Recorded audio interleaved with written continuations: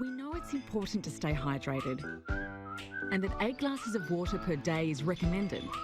Though for many of us, that's easier said than done. That's why more Australians are making Hydrolite part of their daily rehydration routine. Hydrolite is scientifically formulated to rapidly rehydrate faster than water alone, with products suitable for every member of the family, so you can embrace life's everyday moments. You'll find the Hydrolite range for a great price every day at Chemist Warehouse.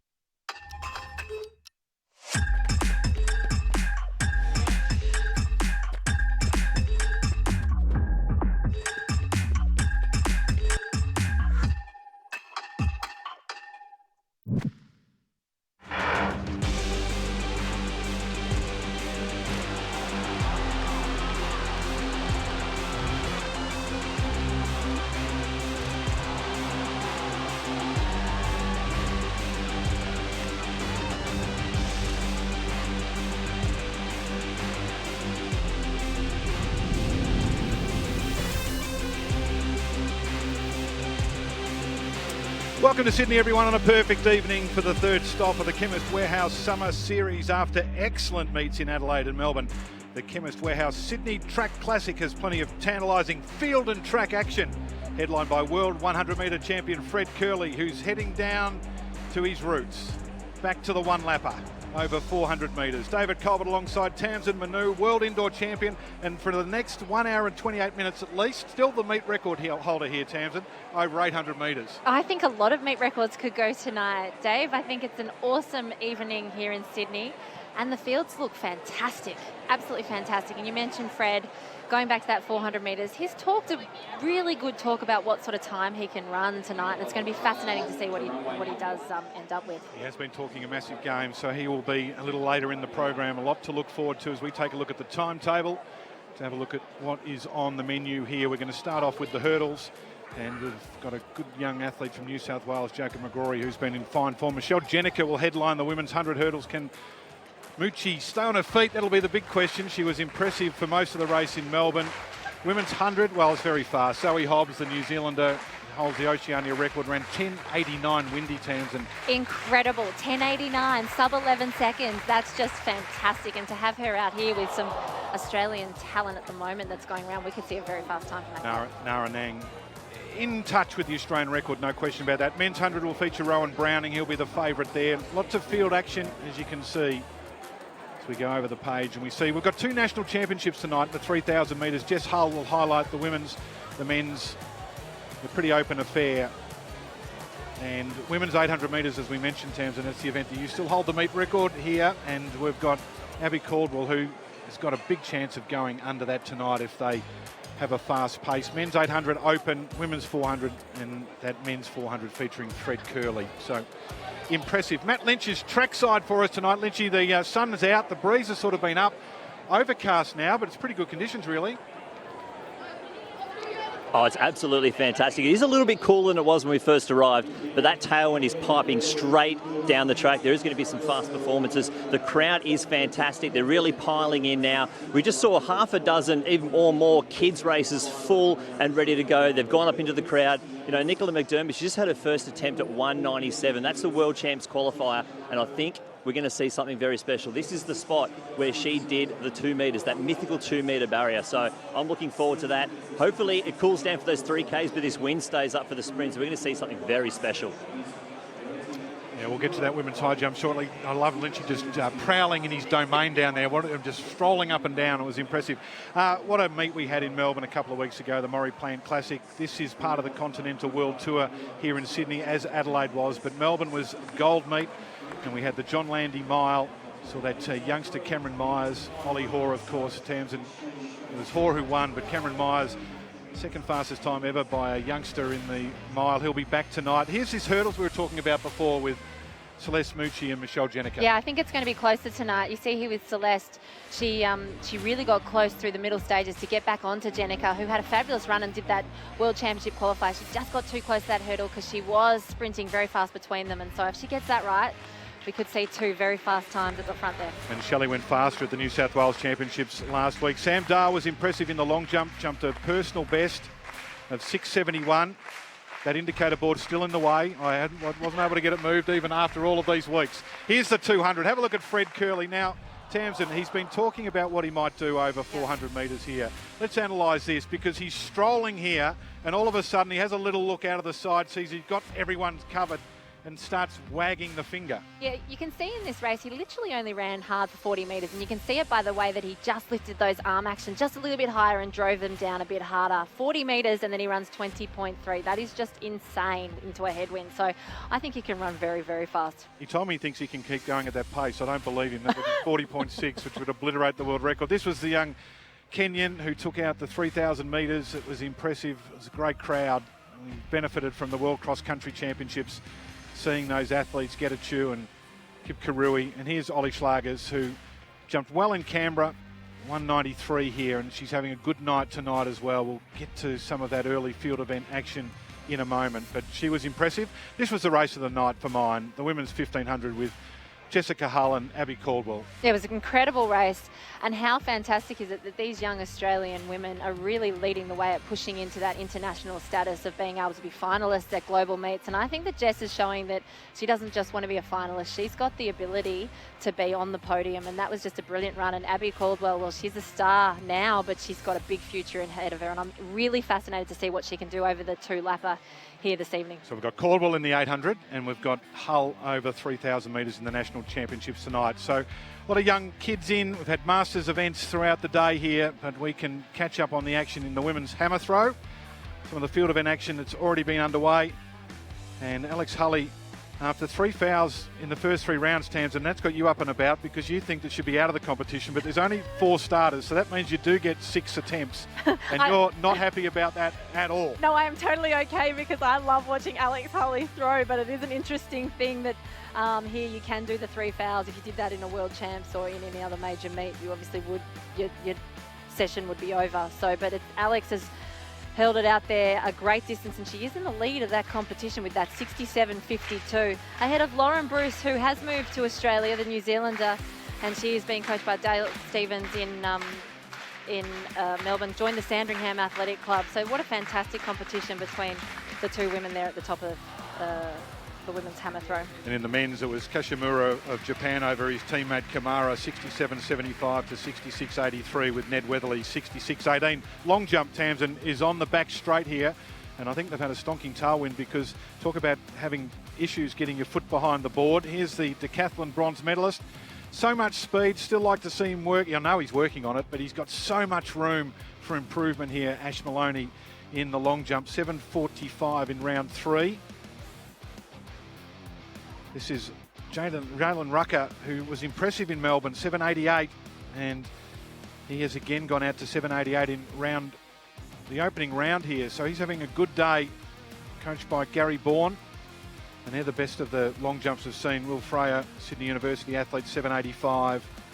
Oscar Myers, 4 fouls, and Oda of Japan's had some issues with getting his foot on the board as well. So quite a difficult facility, but pretty sure that it was Jalen Rucker who has taken out the men's long jump with that 7.88, which would equal his best if the wind was legal on the back straight. A lot of discussion, Tamsin, about whether they're going to run with the wind down the home straight or turn it around, and of course competing for points on the world rankings to get athletes through. And they're actually, strangely, there's an advantage in running into a headwind. So if you run up to a 2 metre headwind, you get bonus points up to 1 metre and then more for up to 2 metres. But if you run with a 2 metre tailwind, exactly, you don't get any bonus points. So can you explain that? It's very interesting. It definitely is. And, you know, before we get to that, I want to go to the women's high jump, because I know that Nicola's out there and she's been jumping high. We did see that Nicola, we did hear from Lynchy how he talked about her clearing 2 metres, the first Australian woman to clear 2 metres on this track a couple of years ago. She's at 188, easy clearance. You know, she's making these heights that, you know, yesterday used to be very difficult for Australian competitors. She makes them look so easy. This is her attempt at 191.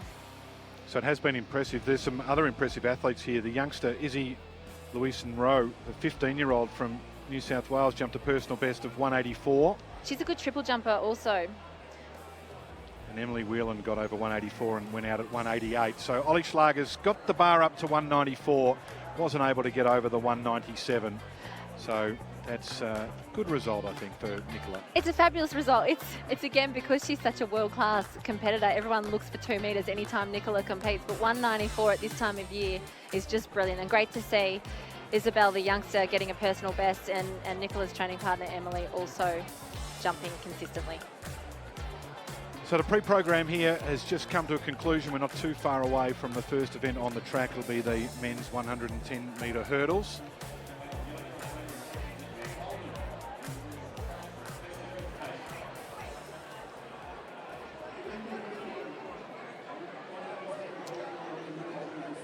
Let's go down to Matt Lynch, because there is a special fundraising on.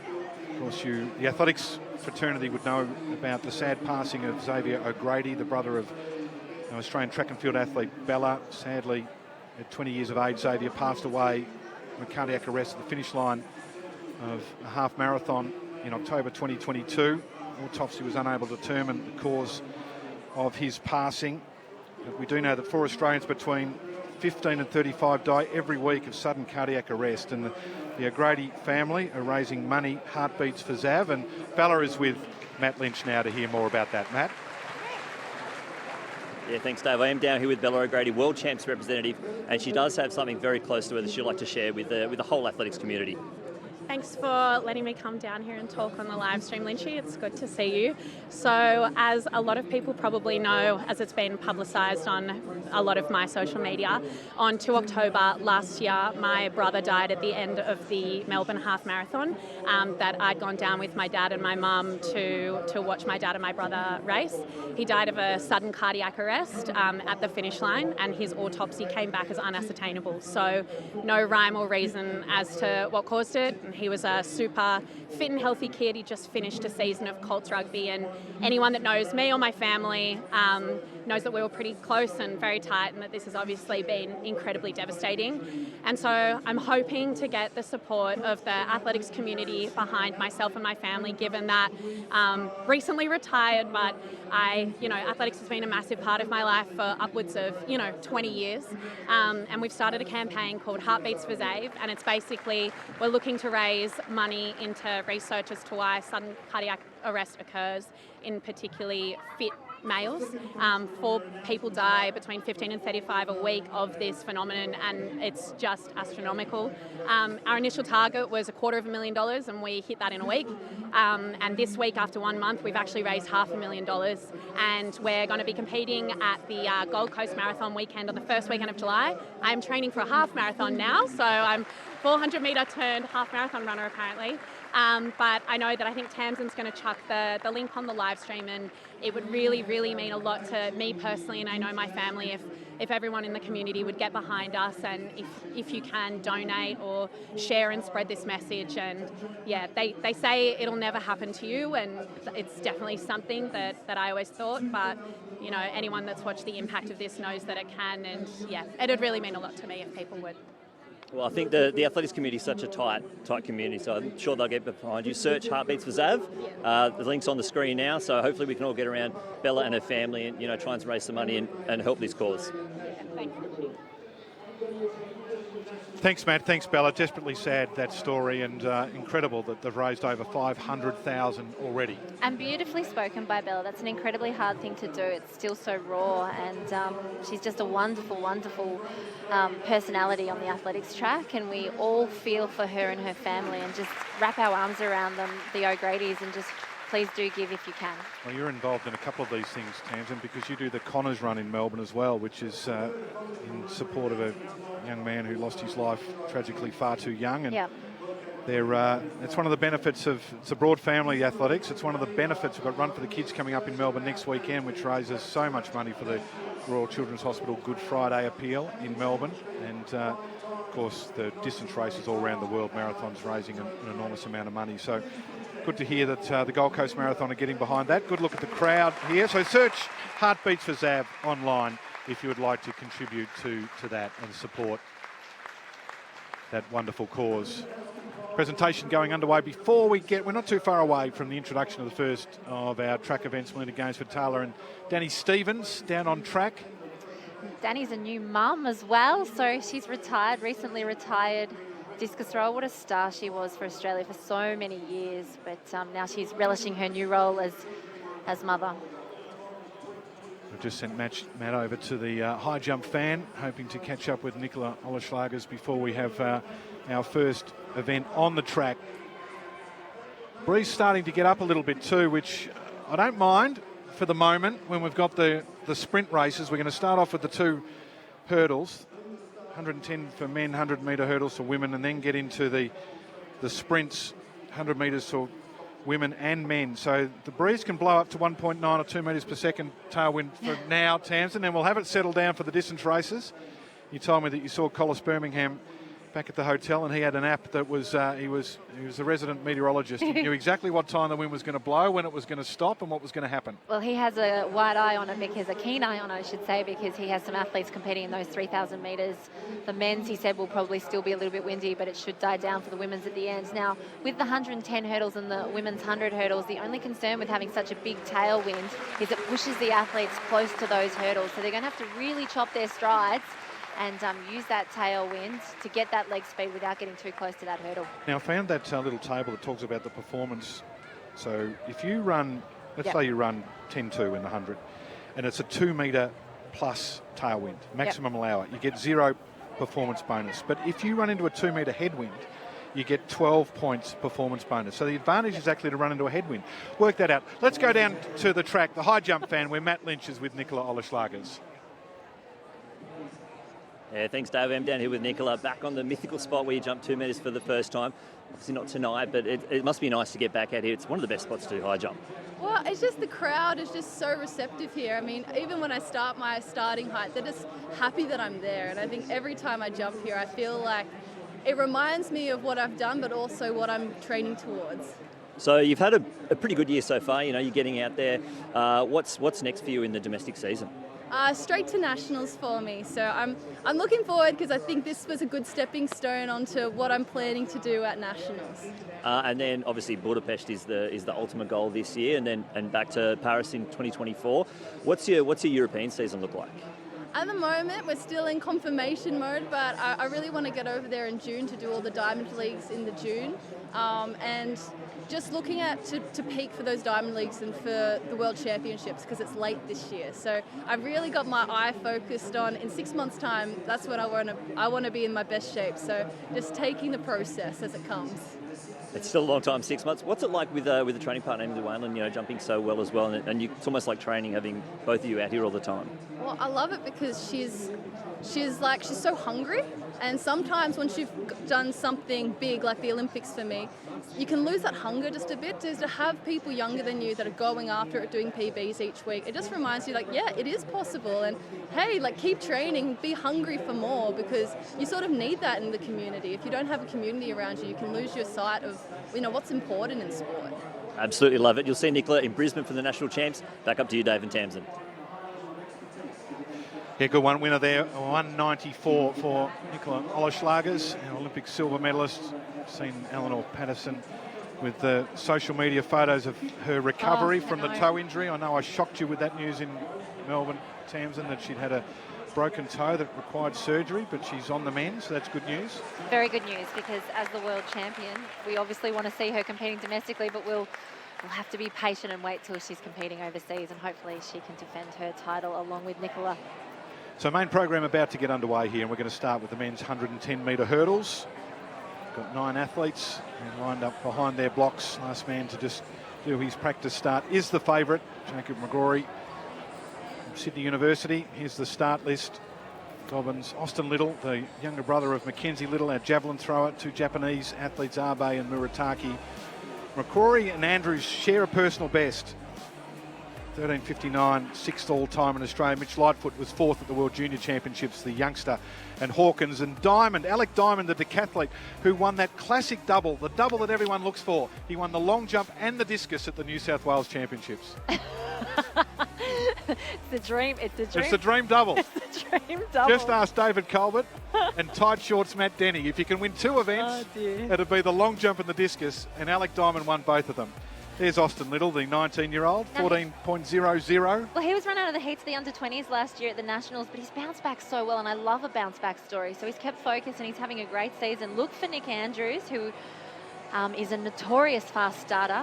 Absolutely guns it out. He's fired up, and he looks like he will be ready at that the B of the bang for the gun. But Macquarie is having a fabulous season so far. Look for him. But the Japanese athlete, the 21-year-old Murataki, he's got a 13.27 personal best. He was second at the Japanese Championships in 2022, so last year, but he ran 13.28 in the heats Olympic trials and he was disqualified in the final. He was shattered to miss that Japanese team for the Olympics, but he is a star in the making, so I'm not sure that Macquarie and the Australians will have it all their own way here in that race. Well, if he's up to his 13.27, he'll be too fast for all of them, that's for sure. Number 4 all time from Japan. And there's that, there's the fun, that's what you do. You come here and roll down the hill on the back straight here at Sydney Olympic Park. Sun starting to set, but we're expecting good conditions here. So they're back behind their blocks. Now, Macquarie, he's moved back. He was getting coached by Sally Pearson, but he has made his stay in New South Wales. He used to travel up to Queensland to get coached. He's getting coached by the guru, Alex Stewart, and he's had a brilliant start to this season with personal best after personal best. So he is running out of lane 5. So I'm in the Sydney University, the famous Sydney University vest with a little tie. One of my favourite uniforms. Lightfoot making his way up to the senior ranks. He's a fascinating athlete to watch, you know, an incredible junior, 19 years of age. He was 4th in those World Under-20s last year in the hurdles. Amazing effort by him to get that 4th position, but he's transferred to the bigger heights a lot sooner and smoother than would be expected. There's not much of Rashid Murataki, the 21-year-old from Japan. He goes in 4, and on his outside is Jacob Macquarie. So he won the New South Wales Championships last week. He's had 3 PBs this summer, 13.78 down to 13.59. He won in Melbourne. And Lightfoot, well, it's the toughest event to transition from junior to senior because of the rise from 3'3" to 3'6" in the barriers. But Mitch Lightfoot certainly capable. Nick Andrews, World Indoor Championship representative, fast starter as you mentioned, and equals 6 on the the all-time list for Australia. With Macquarie, Josh Hawkins on his outside from New Zealand, the 29-year-old New Zealand record holder. He's got 9 national titles to his name, and on the outside it is Diamond, the decathlete, 5th at the Commonwealth Games. So it should be the middle lanes, should be lane 5, Macquarie, challenged by Murataki, and what can Lightfoot do? That's my summation of this one, Tamsin. What do you think? Yeah, I think you're right. It's just going to be what sort of shape is Murataki in? What has he brought to the Australian domestic season? We're about to find out. Opening event, the main program here, Chemist Warehouse Sydney Track Classic. Conditions good, crowd strong, energy about to be up.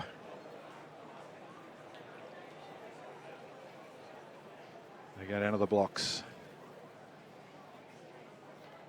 Start, as you mentioned, crucial. That first barrier looms like Mount Everest.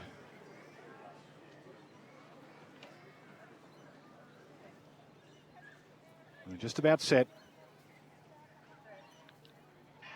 So away Macquarie got a good start. So did Murataki. Lightfoot just dwelled a fraction. Andrews going well. So Murataki, well, what sort of form is he in? He's in fast form because he's showing a clean pair of heels. And the Japanese athlete goes down to the line and gets the win ahead of Macquarie and Andrews. 13.26, the unofficial time. The wind is playing by the right rule book, plus 0.3. Good conditions, fast time, good run. Well, it's a personal best if it doesn't get rounded up. What a fabulous run. Got rounded down to 13.25, so it is a personal best. 13.54 for Macquarie. That's a personal best. An incredible race. Murataki, you know, he didn't get out as well, I don't think, as Macquarie. It'd be good to see that again, but he stayed calm and he was so good through the middle stages. He's just got beautiful technique and what a runner. Meet record too. Remember Big Dave Oliver, who took up all the lane and would have the shirt off he'd cross the line and the shirt would come off, Big Dave Oliver. He held the meet record at 13.29. Well, so that's been dispatched. Well, Murataki is a little bit more humble. He's keeping that shirt on, but you can tell he's quite understated with his celebration, but you can tell he's very happy with that. To start the season off with a personal best, let's watch that. He goes really low into his blocks. He does react very well, but he's low out. It's an interesting, incredible start to that first hurdles, but look at him through this hurdle phase. He's so fast in between them. Look, chops those strides down, gets that. He has to actually lift that lead leg up quite high because he's not as tall as some of the other 110 hurdlers, but he gets it up and he snaps it down. Incredible pace. Murataki, great run. So he moves up to equal third on the all-time list. So it's Van der Kolk, the Australian record holder, at 13.29.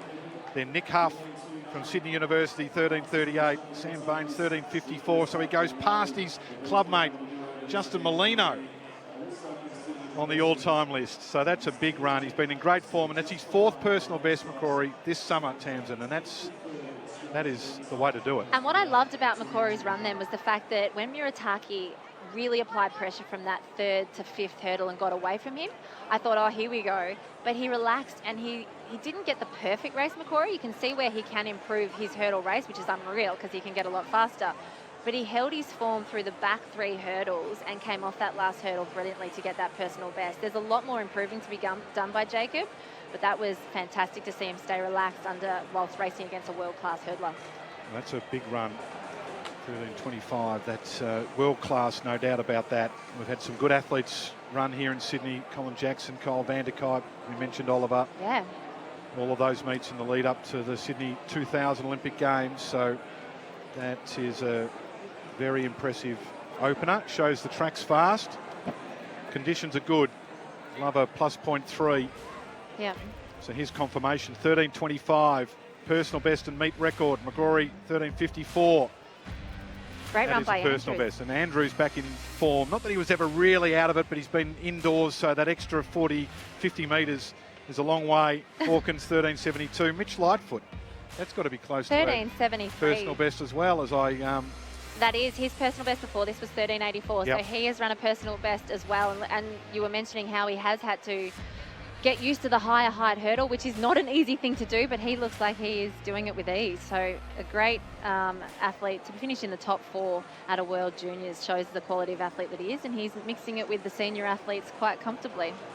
Women's long jump warming up on the back straight as we head back to the track. So Brooke Bushkuhl, Samantha Dale, the two featured athletes in that women's long jump.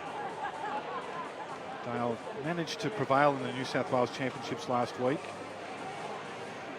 And Brooks had a few issues with little niggles, and of course she's got the celiac disease, which is a constant for her to manage with her diet. Yeah, it's incredibly hard to manage celiac disease. My mum's got celiac disease, and I mean, it's a bit easier now with the foods, but then when you take into account travelling in different languages, what Brooke has to do to be an elite athlete, it's not as easy as just going down and getting the food that you want. She has to be very careful, because if you do even get a crumb of bread, you can get very, very sick, which happens to Brooke. So I'll keep an eye on that as we look at the athletes getting ready for this women's 100 hurdles. And, well, Shelley Jenneke and Celeste Mucci will be buoyed by what they've just seen in that men's race, because the times were super fast. So here's the lineup. It's Nketia of New South Wales, Skelton, just a 19-year-old from New South Wales, Breslin, 21-year-old, fourth in the New South Wales Championship, and then the big guns, Emily Britton, second in the New South Wales Champs, Shelley Jenneke, who ran that 12.69 here last week,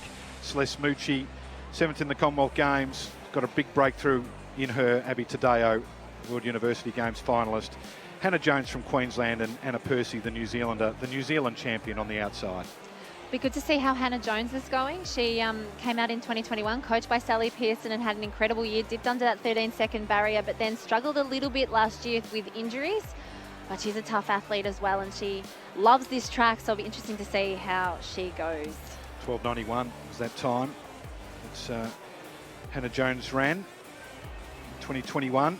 Jenneke at 12.69. She's got this. She had a great indoor season. We saw her start in Melbourne. It was so impressive. But she's reached a level of consistency now, which is impressive. So in Melbourne it was 12.75. Then the New South Wales Championships 12.69. It's the third fastest ever. I think people have lost sight of the fact that she has been a great athlete for so long. She did go to those World Juniors in 2012 where she did the dance and she became known for that, but she's an incredible athlete. She just had some tough injuries and she's gotten her body right. She has been in so much pain while she's been running for a couple of years. Her body's holding together well and she's starting to show that talent and potential that everyone who follows the sport knows that she has. She's an engineering mechatronics graduate. She's a smart cookie. Yep. And she can focus so well behind those blocks. It's rare that you'd see Michelle not focus. Like, she does look like she's dancing around having fun, but that's how she relaxes. And Celeste, I think when you said Celeste is in for a big breakthrough, fingers crossed that happens tonight, because she looked like she was on for that breakthrough in Melbourne before she did hit that hurdle at the back end of the race. But she's got great speeds, Celeste. She's moved from heptathlons to the hurdles, had surgery on her knees, both cartilages were worn out, and she's come back with a vengeance. Well, they can't hear us, unlike in Melbourne when we were broadcasting for the stadium, so she has had some trouble standing on her feet, Celeste. She was at the World Championships, she fell, and of course Shelley was in the same heat as Toby Amerson, who just rewrote the record books with that stunning world record Nigerian in the heats, and then came back and did it again in the final. So that super fast track in Oregon really made life difficult, but Celeste, with that personal best of 12.96, you know, she's a 12.7, 12.8 capable athlete, no question. So we might see that tonight. She has grown up being a heptathlete though, and yes, the hurdles are in that, but she's now focusing on the hurdles, and I think just she hasn't grown up as a pure hurdler. She needs to learn how to drop that hurdle stride down. It's so against what you say to a sprinter without the hurdles. She needs to chop that stride down and make it really fast so that she doesn't get too close to those hurdles. And then you throw in different conditions. It's a tougher event than it looks, the 100 hurdles. So the dance underway. Shelley Jenica, popular athlete here, one of the stalwarts of the Sydney University Athletic Club, runs everything in the club championships. On her inside, Emily Britton, who's run 4 personal bests this year as well, taking her lifetime best from 13.67 to 13.09. Mucci, that 12.96 personal best for the Victorian. Abby Tadeo, sure she won't mind me saying, in the veterans class now compared to all of them. She's only 29, but she's been around for a long time, Tamsin. She's brilliant. 13.02 personal best. I know she'd love to dip under 13 seconds. So. She'd be unhappy with me for calling her a veteran? No, I think she would be. 29's just a little baby. The youngster, Abby Tadeo, goes from 7. Hannah Jones, we talked about before in the blue top there, the Queenslander, 21 years of age, coached by Sally Pearson, silver medalist at the National Championships back in 2021. 4th fastest time ever by an Australian. And then the New Zealander, Anna Percy, on the outside, the New Zealand champion. Who was a 400-metre hurdler, then a sprinter, and now sprint hurdler. It's not quite as good as the 400-metre hurdler from Japan, which we'll talk about a little bit later, who's got the most extraordinary record across a whole range of different events. Anyway, that's later. This is the women's 100 hurdles. Meet record is held by Sally Pearson, 12.66. Could be in danger here. Jenica in the middle. Got a good start too. Mucci away, just okay. Britton began quickly, so did Tadeo. Now Jenica starts to move into her work. Starts to get clear. Mucci coming at her, then Britton. And on the outside, it is Jones, but Jenica, 12.72 ahead of Mucci. And Hannah Jones, good run. She's back in business. Plus 0.6 the win. And again, another World Championship qualifier for Shelley Jenica. She's already got a string of them, but she's under that standard of 12.78. And that time now is official at 12.70. And those times that have been set for the World Championships later this year are incredibly hard. So let's take a moment to appreciate just how great Shelley is going over these hurdles. To be able to come out, race in, race out, and do that standard just shows that she's really motoring. And Celeste Mucci has had a fabulous race. She looked a little bit tentative. You could tell that while she's running Celeste Mucci, 12.84, she was just making sure she got through this one on her feet. She needed that confidence run, and I think from this run she can now go forward and start to thinking about really fast times. Well, that's a personal best for Mucci, and Jones, 12.96, has also gone close to her personal best, so that's a great return to form. So, Matt, well, that's another big run, a World Championship qualifier for Shelley Jenica. Yeah, look, she's just racking up world champ qualifiers, Shelley. You've done 2 weeks in a row here. How does it feel? It feels pretty great. Honestly, I wasn't feeling that great this past couple of days, so happy that I was able to come out here and run as fast as I did. Do you feel good to be able to back up? You know, if you're not feeling great, you can still throw out a 12.7? Yeah, it's pretty awesome to not feel like I'm at 100% and still be running that fast. Pretty unbelievable, if I'm honest. And I think we've got Nara Nang coming out very shortly, training partner. Could she maybe knock out a World Champs qualifier? I definitely think she can. Nala's just been in unbelievable form. It's just been awesome to see. I also just want to do a quick shout out to Celeste Mucci in that race. She dropped a huge bomb. 12.84, absolutely unbelievable. Incredibly proud of her. Well, there we go. Look, I think it's one of the fastest hurdle races. 3 girls sub 13. Yep. Fantastic. Back up to you guys.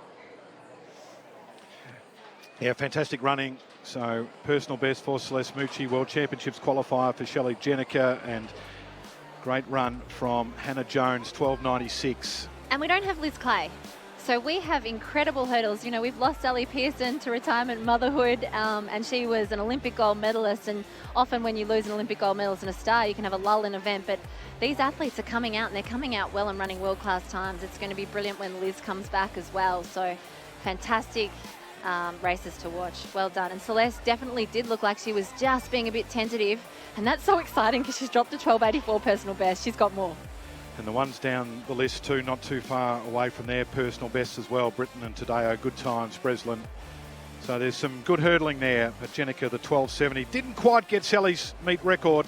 12.66 it survives, but impressive nonetheless to get those World Championship qualifiers, which, as you mentioned, Taryn, they are so severe in so many events. In fact, we've only got a handful of athletes that have been able to do them this year. We've had Ola Schlagers and also, obviously, what Jenica has been able to do, but they're thin on the ground. Ash Maloney, busy day for the decathlete. It's great to see him out here competing in the Summer Series events. He jumped 7.43, I think it was, in the long jump, and now he's off to the javelin. Key athletes here: Cruz Hogan, World Champs representative. Capers Williamson was on the podium in Melbourne. Ash Maloney and Cameron McIntyre also World Champs representative. You know, with Cameron McIntyre, I love looking at his bio where it says advice you'd give to your younger self. I know you're going to like this. Pay for golf lessons. Yep. He's such a character. It's a game for life. He loves his golf. His brother Angus, coach of Mackenzie Little as well. Of course, Mackenzie, we haven't seen her this summer yet because she's been on a worldwide tour of surgeries and medical establishments doing her medical degree at Sydney University, so has been focusing on that for the past few months. She's in the US and UK. I think she's coming back for the Nationals. Hope so. Good to see her. Kelsey Lee Barber just waiting to get the body right. Which is the defending world champion. She's definitely got a spot in those world championships at the end of the year in Hungary. We're spoilt for choice in some of these field events. There's some world-class athletes going around, but Mackenzie and Kelsey really did put on a great show at those world championships. And, you know, we were so close to having 2 on the podium, which is just an incredible, incredible thing for Australians to watch. So I like what they're going to do here in the hundreds, men's and women, and also the men's 400. We're going to introduce them from the middle of the track, and Hannah Barsik's the first athlete out, the 27-year-old from Victoria, Tokyo Olympian, 11.16, her lifetime best. Sam Geddes, she's from Victoria, but really she's from New South Wales, I guess. She's been training with John Nicolosi down in Melbourne. She's a great story of resilience and self-belief. Geddes, bronze at the Youth Olympics 2014, and she's back. So we just saw Christy Edwards, now Ebony Lane, twice a Stall Gift finalist, was 5th in Adelaide and 6th in Melbourne, trains with John Nicolosi as well. Tori Lewis, well, change of coach since Melbourne. Unfortunately, Jared Keating, the former Australian champion, has parted company with Tori, and so a little bit to still play out there, but Tori's such a talented young athlete. We just saw Kimishima of Japan, national champion, 11.36 lifetime best. Here's Ella Connolly, he's Queenslander, 22 years of age, 6th in the Commonwealth Games, was 2nd in the 200 metres in Melbourne. So 2nd in the 100 in Melbourne, she was 6th at the Commonwealth Games. Bree Masters, PB in the heats at the World Championships of 11.29. I'm loving watching Bree's journey. It's been a fantastic transition from beach sprinting to the track. She's such a fabulous competitor. Those world champs are brilliant. And look at Zoe Hobbs. So the 25-year-old from New Zealand, Oceania record holder at 11.07. It was 10.89 windy at the New Zealand Championships. She did that coming back from injury as well. So what a fabulous first up run. What can she do here? And Nara Nang, who's won in Adelaide and in Melbourne, long jumper at the Rio Olympics, 6th all-time in that event, and also ran that super 11.20 into a headwind at Melbourne. Fastest in Australia this season, and it was tremendous. And put her into the discussion about being an Australian record holder. Can she push that time that has stood for a few years now with 2014, Melbourne and Canberra. It's under threat here, no doubt about that. 11.11. She's surrounded by quality, and that's the best thing. That's how you are going to get an Australian record, is when you're surrounded by quality. A couple of years back, we were talking about Hannah Bassick being able to break that record. She's in this race. The New Zealander, Kimishima, the 27-year-old, she's actually done bobsled for Japan, and she's here on the track. She's represented Japan in the two-person bobsleigh. Hobbs is the quality athlete to watch, and it's fantastic that she's here, fresh off that Oceania record of 11.07. She's coached by James Mortimer. She was injured going into that race, wasn't knowing what to expect, but now she comes into this one, Dave, with confidence. And confidence in athletics, it's dangerous. So our Australians are going to have, women are going to have to run really fast if they want to take Zoe down here. Well, confidence, you run 10.89. It was with a plus 3 metre tailwind, so it was a strong wind, but you still got to move your legs that quickly. And yep. They met at the Oceania Championships, Hobbs and Anang. Hobbs got the win there in Mackay, 11.09 to Na's 11.31. Na was coming back from her injury, but that's where we really saw that Zoe, it wasn't great conditions in Mackay. It wasn't a super fast track, and I thought, wow, 11.09. So the meet record here is 11.21. Can I tell you the Australian all-comers record, fastest ever run? We've removed Marion Jones from that list, and I'm here to tell you right now, we're removing the who does hold it. Ekaterina Thanu, 10.99. Greek athlete. You know what? She can get in the sea. Oh dear. Oh dear. So who are you giving it to? Whoever wins this race? Whoever came third. Who came third in Sydney, off the top of your head? Jamaican? Anyway, I'll come back to you on that. I'll get the research department working on it. Anyway, it's not Ekaterina Thanu at 10.99, that's for sure. Anyway, that's a different topic of conversation. Now, it was Na Nang's birthday yesterday. She turned 28, so can she get a personal best for that 28th birthday present?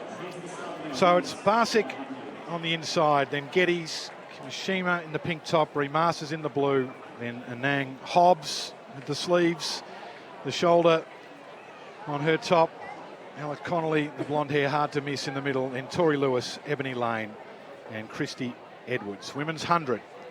Time could be fast. 11.07, the Oceania record. 11.11, the Australian record. Away, Anang, well, she got a good start, but she's a bit of a loper. Hobbs has run well. Anang has got some work to do. Have a look at Hobbs. Hobbs is in a hurry here. Lewis running quickly. Hobbs down to the line, 10.99.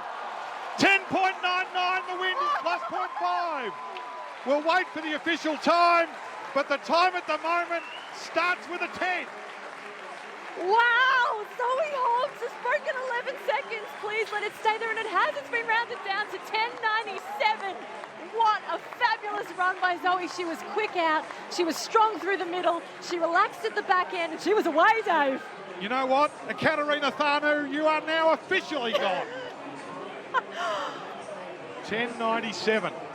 That is some run. And what about Tori Lewis, the youngster, the 18-year-old? That was incredible. She may have a new coach, but she did not let that get to her. The stress was not there tonight. She came second, and it looks like it was an 11.2 run. 11.23, and then Masters 11.38, Connolly 11.41, Nara Nang, she got a reasonable start, but then struggled to keep up, 11.48.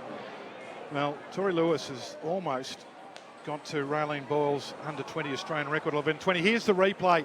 Good start from Nara Nang, but have a look at Hobbs. She's so solid in the hips, moves only in one direction, absolutely spaced them.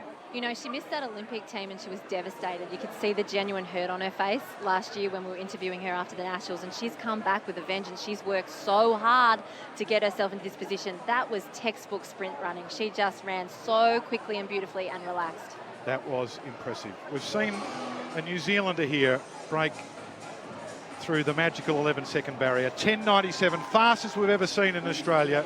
Oceania record, New Zealand record. Matt, that was some run. Oh, that was unbelievable. Oceania record last weekend. You come here, you did a windy sub, you've just gone 10.97. Again, I just can't believe it. My coach just wanted me to go out there today and think of one thing I wanted to execute, and it's all about just trying to piece together the right race now. And so I kind of wanted to remove the expectation of last week and just go out and have fun and enjoy it and enjoy this atmosphere as well. I don't know, it just managed to come together. It's the third race of the season. I know, that's why I can't believe it. I'm absolutely stoked. So what do we see for you next? Are you coming up to Brisbane Track Classic? Are you going to do the Nationals as well? Yeah, so we had the Nationals last weekend, but I've got Sir Graham Douglas on Thursday, and then Brisbane, and then that's it for the domestic season. Rebuild into the international. You're going to do a 4x1 this afternoon as well? Yeah, looking forward to that. It'll be good fun. 10.97. Speechless, honestly, I don't know. That's unbelievable, Zoe. 10.97. That's the fastest time on Australian soil. That's going to put you into a World Championship final. I know, it took me a whole week to wrap my head around last week, and I think I'm still processing that. So this again, I'm just. Well, we'll let you go. We'll let you process it. I'm sure there's some autographs here. Zoe Hobbs, that was unbelievable. That was a great run. I'm privileged to have seen it. It was so technically proficient. Nara then got a great start. She didn't panic, Tamsin. She just stayed cool, got into her running, and then the back end of her race was so impressive. She's got so much strength through those legs, and her timing off the ground. You know, you try and teach sprinters to get that toes up, land underneath yourself and push off. She's just so naturally talented. That was just such an exquisite run, and what was beautiful was just that interview. She's such a wonderful person. That was brilliant to watch. Time down to 11.23 for Tori Lewis, so that's a big PB, and It's that put her on the all-time list as I go over my pages here. She's 18 years of old, and she's got the triple threat about her because she can run a 100, 200 and 400 at a world-class level. So just behind Raylene and ahead of Colleen Peake and Colleen Beasley, Catherine Freeman at 11.24. So there's some names. It's a big run. Yeah, she ran brilliantly. And can we talk about the fact that you can talk about whatever you like. It was such a good race. She missed the World Juniors, Tori Lewis, last year. She tore a hamstring. She had made the team, and she was devastated to miss that team. So she's come back, and any junior watching that's had any downtime in athletics and they're devastated, look at Tori Lewis's story. What she's done is she's put her head down, she's done the training, and she's come out here the next season and done that. So just to recap, we've had a meet record in the men's hurdles. We've had a World Championship qualifier in the women's hurdles. We've had a 10.97 in the women's 100. If I'm any of these athletes that are waiting to compete, seriously, I am like a caged tiger, just wanting to get out there. Women's long jump field being introduced on the back straight. Brooke Bushkuhl, that is some uniform, Brooke. We're going to have to discuss that later. That's, I've got to say, I've got a question mark on that, Tamsin. She looks fabulous. That looks like something that was done in, your... No, I won't go there. No, she looks fabulous. It's art. It's not my kind of art. And even Sam Dale's got a question mark on that uniform. She's going, I'm not sure about that. Have you seen the kit you get around in? Honestly, I don't think anyone, if anyone said... Well, I did jump in a bodysuit that was in a tuxedo once. That's so right, you did too, with those locks that have disappeared. Frolay it was called. It was an afro-mullet combination. Don't know what happened to them. We did see Kaylin Joseph there, the T38 para long jumper, Commonwealth Games 5th place getter. Got her eyes on the World Championships. So we'll keep an eye on that long jump, but we're back to the track for the introductions of the men's 100. And again, they're coming out from the middle, and we're going to start with Caleb Law, the 19-year-old bronze medalist at the World Juniors over 200. Who's best mates with Tori Lewis, so he would have seen that run. He'd be buoyed by seeing his friend run so fast. Oh, they tell you what, these guys would be absolutely fizzing at what they've just seen there. And the wind, there's plus 0.5. We just saw Sebastian Sultana, the Australian under-18 record holder. Sultan of sprint. Jake Penny, a man from Geelong, 26 years of age. 10.23, that's the depth of this field that Jake Penny squeezed in. Got in a lane. Connor Bond just ran out the semi-finalist and did his personal best at that World Under-20s, 10.30. Doran loves this track. Won the Nationals here last year. Sometimes forgotten the 22-year-old that he won that National Championships 10.05 windy. I'm not sure that little runway there is big enough, wide enough for the big man, Eddie Osei-Nketia, the 21-year-old, to squeeze through. Jacob Despard won the Stall Gift, 4th in Melbourne. Won the WA Championships last week. Josh Azzopardi the 23-year-old, won the New South Wales Championship. I love that these guys ran their state championships. Despard went over to WA as a party, ran the heats here. Sultana was second in that race.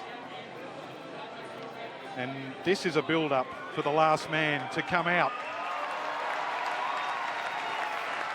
It is the flying mullet himself, Rowan Browning. Running on his home track. He did say after Adelaide's meet that he felt like give him a couple of months he can go under 10 seconds for the first time legally. So fingers crossed, conditions are good. He would have seen what Zoe Hobbs has just dropped. Can he do it here? So we talked about those championship qualifiers. 10 flat is the qualifier here. Of course, you can get in via ranking, which probably means for a lot of Australian athletes have got a little more chance to get in if they can accumulate the points and the roll down. And we saw Britain are only going to send people that they think can win, which is one of the most ridiculous strategies you've ever heard. You've got to be almost a medalist for them to pick you. New Zealand have been in that case. Poor old Eddie here hasn't been able to get to the Olympics, should have been. Ran a great World Championships. Ran an incredible World Championships where he broke his dad's New Zealand record in the heat. Showed that he was a big-time meet performer. So here's the start list. Action in the middle with Browning as a party, Osei-Nketia, who is the New Zealand record holder. There he is, the big man in the middle, just going through his practice starts. He's signed on to play American football with University of Hawaii. I'm not sure when that starts. It seemed like it was a long time ago that he made that announcement.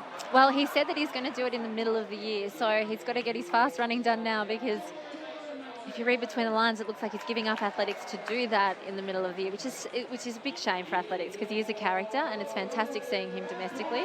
Got the difference between Caleb Law, who wears the big shorts, he's got his singlet out. He seriously looks like he's just come from the school carnival on the inside. Medalist at the World Junior Championships, Caleb Law. He's one that we've earmarked as Australian sprinting is.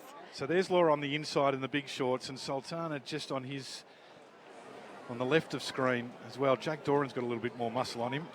His pecs are so big he can't do up his top. We forget, as I mentioned, the national champion at just 22, personal best of 10.15. Semi-finalist in the Commonwealth Games last year. Rowan Browning, of course, made that final. So what are you thinking here, Tamsin? Based on what we saw in Melbourne, there wasn't much between Browning and Osei-Nketia. But Browning had run the 200 metres so that he could have a race against Fred Kerley earlier in the evening. And I think for people who followed Rowan Browning's career, he has had some issues with his body as he's gone through domestic season. So the fact that he got through unscathed and ran so well in that 100 metres said everything. That would have been a great training run, and he will have benefited a lot from that. So we saw a time that started with 10 in the women's. Can we see one that starts with 9 here? It's a tougher task. Wind pretty still. Crowd silent. Men's 100. Browning goes from 5. Osei-Nketia 7. Good start from Browning. Got away well. Osei-Nketia just a little tardy. Starts to come at them now. Browning has a party. Osei-Nketia. Can Browning hang on? Yes, he can. Hits the line in front of Osei-Nketia. Doran finished home strongly. But once again, Rowan Browning undefeated so far over the dash this summer, with wins in Adelaide, Melbourne, and now in Sydney. Time 10.14. Osei-Nketia 10.16. Just a little headwind. Minus 0.2. You can see with Rowan's face he expected more from that run. I think he ran a solid race. For this time of year, it was a solid race. He's disappointed because he knows he can go faster. If he watches that race back, he just didn't relax enough and get into his running off the ground. It was just a little bit forced, and but he still was able to relax and take the win, which against a quality field like that, hopefully he takes a step back and he's happy with the win. Jake Penny got Jake Doran on the line, 10.26 to 10.28. Despard 10.29. Have a look at those times. The first 5 inside 10.30. I know that in these days you've got to be a 9.9 man, but this is where you want to see Rowan live. Yep, so he got a really good start, and his first 40 metres was pretty darn good. It was his middle phases where Eddie, the New Zealander, probably ran a little bit better, and he got back to him. Rowan would have felt him come up to him, and rather than the Rowan where we see him open up a little bit and get a little bit more leg stride from that power off the ground, he just was a little bit tense. Not too tense, like still okay, but we know that he can run a lot better. That is true, but he's had 3 runs, 3 wins, and he ran a 200 as well against Fred Kerley. So he's had a good summer so far. So the winner of the men's 100 is a very popular man here, Rowan Browning. He's with Matt Lynch. Well, mate, we're in a hurry because you've got a relay to go. Yeah, that's right. We've got another relay, so we'll come back out and spend some time with all the kids after that. It should be exciting. It's a nice night out here. Well, you found the call room. Let's see if you can take the boys to the call room later for the 4x1. The call room was in a different position this year, and I should have checked all the information. That's my fault. Not very professional. I was in a bit of a rush. That's all right, mate. Well, good. Maybe we'll see you for a 38 low later on. He's a busy man, Matt. He's gone. Well, he should be happy with the win. Women's long jump. Bushkuhl on the runway. Opening attempt down the back straight. One looks like it's well over the 6 metre mark, as you would expect. Of course, had that great competition in Melbourne with Sam Dale and Tara Davies-Woodall.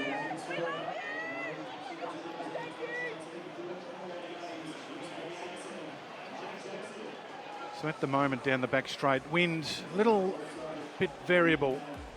A couple of tailwinds, a couple of headwinds. That jump of Brooke Bushkuhl, here's confirmation of that 100. So 10.14 for Browning, Osei-Nketia 10.16. So that's the fastest time in Australia so far this summer. And Jake Penny just outside his personal best in 10.26. And that's the quality of Rowan Browning. Since he came out and he won that Olympic heat, we all expect so much. 10.14 is still a fabulous run into a slight headwind. So he'll come back and he'll run that relay with his teammates, and hopefully they'll run a fast time and push to get qualified for that World Champs. I like what you're talking about there, though, Tamsin, and I'm sure Rowan won't take offence. Neither Andrew Murphy certainly won't. That middle phase of his race, as we look at the javelins, Cruz Hogan here. Cam McIntyre apparently is withdrawn from the javelin.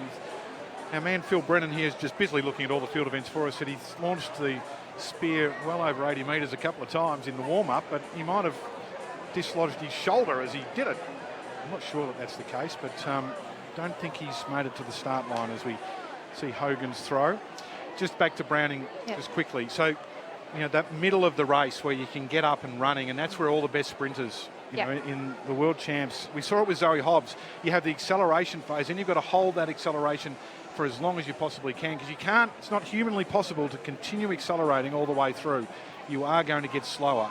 So it's that technique that we saw from Hobbs in the middle of the race. Hobbs had that wonderful fluid hips through that middle stages, which gave her that little bit extra knee lift and little bit extra stride length on every step. So Rowan, you never know with what training phase he's been through and how fatigued. And obviously he went to the wrong call room, so the stress factor involved. But it is early stages, and I know with Rowan what his goal is to mix it with the best in the world, and that time to do it is the middle of the year. Kenji Ogura of Japan's an 81 metre man, 81.63, second in the Japanese National Championships, World Champs representative. As this javelin continues.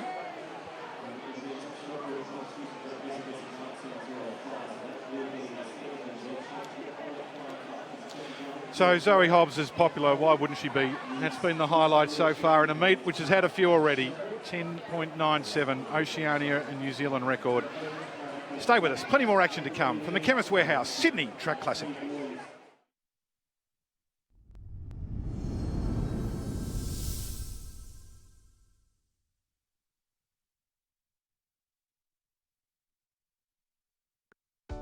We know it's important to stay hydrated, and that 8 glasses of water per day is recommended. Though for many of us, that's easier said than done.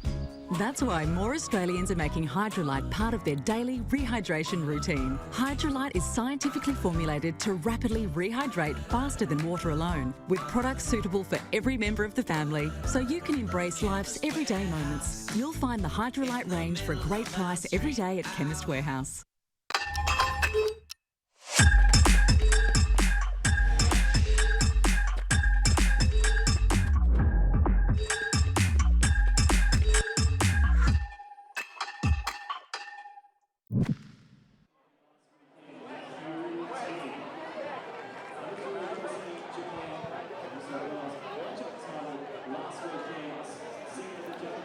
Women's long jump. So that jump of Brooke Bushkuhl was 6.43. So Tamisha Clark on the runway here, 5.57 in her opening round.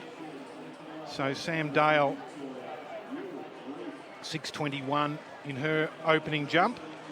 Seems like the wind's a little tricky on the back straight at the moment.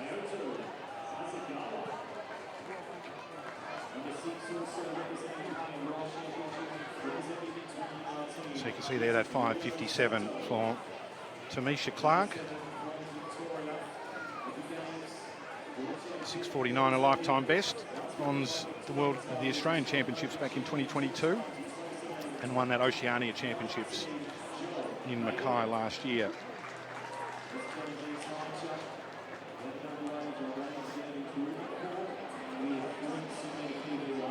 So the wind, just saw that little headwind in the men's 100, minus 0.2. But pretty good conditions really as we move into women's 400 hurdles. And we've got the men's 3,000, our two 800s in the 400. We've got the two relays coming up later, and we heard Rowan, he was in a hurry to find his posse and get back to the warm-up track and assemble for those 4x1s. We've got Australia green and gold in the men's and women's, Tamsin, and New Zealand. And he'd want to get some practice in with the team after what happened in the Commonwealth Games last year. That was. Are you allowed to mention that? Oh, let's not mention it.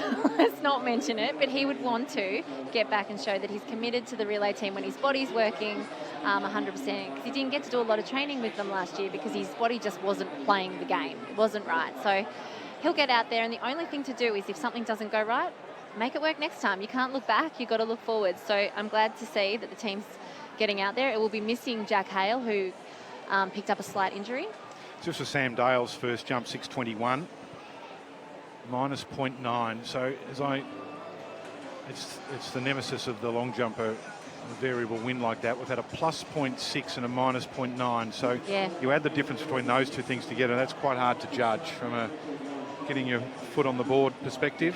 Well, Sam Dale had such a fabulous 2022. She's still learning to deal with those long jumps because she came into the season as a 6.32 jumper and she was a good netballer, gave it away in 2019, focused on track and field. See, the women's 400-metre hurdles is the next race on the track. So Marley Wilkinson from Victoria on the inside, and Guthrie already made. Sarah Kerley and Portia Bing will be the two we'll keep a close eye on. With Osei-Nketia, she's the athlete that's run 2:36 from a marathon. A couple of weeks after that, she scored 5,700 points in the heptathlon, and then a few weeks after that, she set her personal best in the 400-metre hurdles, which is having everyone revise their training programs. Well, she has stamina. She works in childcare, so she's around children all day long. So if you're around young children, that'd be a breeze. And Scarlett Pine and Ashley Palmer. But Marley Wilkinson has had a big win already, Tamsin. She did. She checked into the hotel across the road and she was the guest of the day. The guest of the day. She was so excited. You're not going to believe this. I'm guest of the day. Given that I couldn't get a room, what did you get for being guest of the day? A $50 voucher. She was so happy. Got upgraded. Let's go back to the long jump where Sam Dale is on the runway. This is live on the back straight here at Sydney Olympic Park. Currently in second spot. Just see her struggling a fraction to get to the board.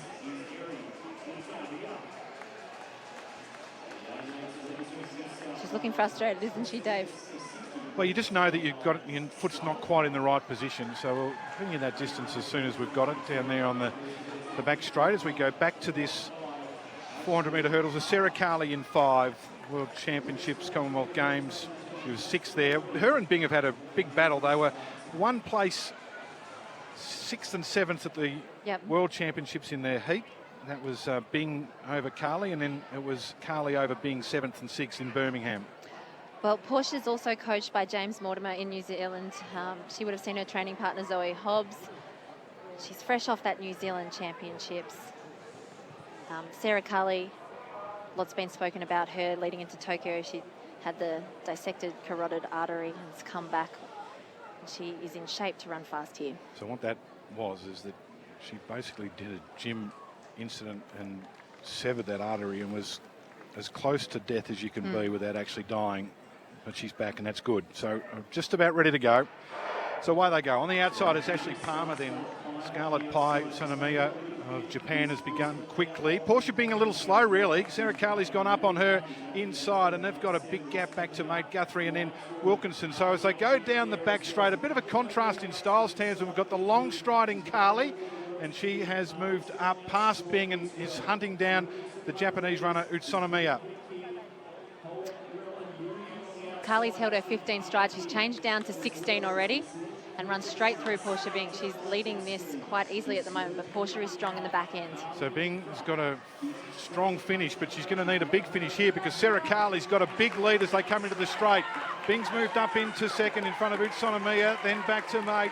And on the outside, it's Ashley Palmer, but Kerley clears the last comfortably. Bing's in second, Osei-Nketia is in third, but Kerley straight at them here, 55.44. That's a good run. Bing gets second. Osei-Nketia, the Japanese athlete, should have run a marathon last week, would have been quicker. She finished in third spot. But that was an impressive win. The time, 55.44, is pretty good. But for me, Tamsin, it was the demolition that was impressive. It was a brilliant run. You know, Sarah's come into this season. She's shown that she's worked on her speed with her coach, Mel. She's run a sub-12 second 100 metres for the first time, and you could see that in the early stages when she just gobbled up that stagger on Portia Bing on her outside.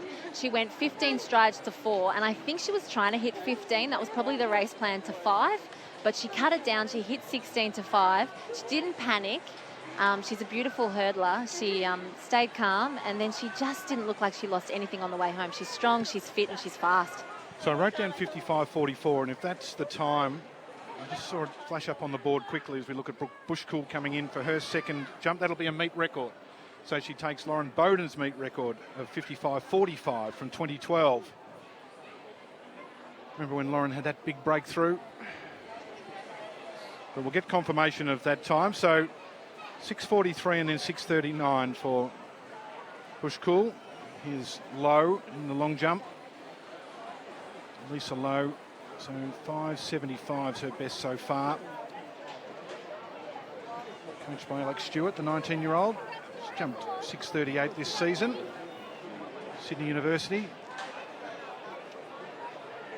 So who's the busiest man here? It'd be Alex Stewart. Where does he go? Where does he watch? Who does he see as Sarah Kerley is greeting the fans? Sarah Kerley should be so happy with that first up. 55.44 takes her back to that personal best shape that she was in before she had that horrific injury. She's a quality athlete.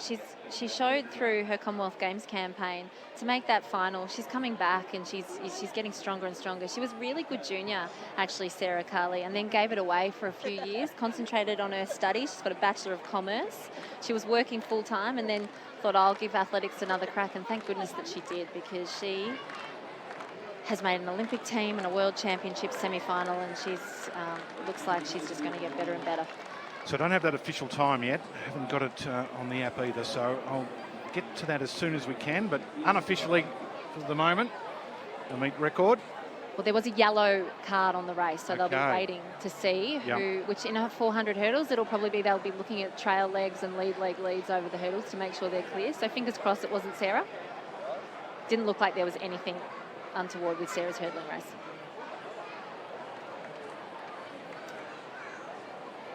So Katie Gunn there in the women's long jump. Men's high jump about to start. There was a big breakthrough in this event last week with the man down the bottom, Joel Baden, World Championship representative, who leapt a huge 2.33 metres at the Victorian Championships. It was the standout performance of those Victorian titles by far. It was an interesting scorecard, the way that he got around that 2.33 as well. It wasn't a clear scorecard all the way through. He just got better throughout the competition and sailed over that 2.33, coached by Sandro Bassetto, who coached Tim Forsyth to that bronze Olympic medal. And Joel was a standout junior at school and still doing great things. 2.33 is a high leap. Serious. Only 2 men have jumped higher. Of course, Brandon Stark and Slim Tim Forsyth. Height of the bar is at 2.08 in that men's high jump. So we've got long jump on the back straight, high jump on the fan. Let's have a look at the results of that 400 hurdles. So yes, 55.44 just shades Lauren Bowden's previous meet record. So 1/100th of a second, but a big margin to Portia Bing and Sonomia 59.02. They were the top three. So we can add another meet record. I'm not sure I've been keeping a list of those. Phil, have you been keeping a list of those for us? So that at the end of the night, so we had a meet record. Men's 110 hurdles. Yep. Women's 100. Yep. And then the women's 4 hurdles. Have I missed one? Possibly. Should have been writing those down. Bruce would have if he was here. He's got them all written down. Sorry, you got the B team. Sorry. Hang on, I'll get him to text us. Yeah, and he'll know. He's probably watching. watching. Bruce, can you just let us know how many meet records we've had? Liz Heading on the runway. Former Victorian, now based up here in New South Wales with Alex Stewart. 6:09 in round 2, her best jump so far.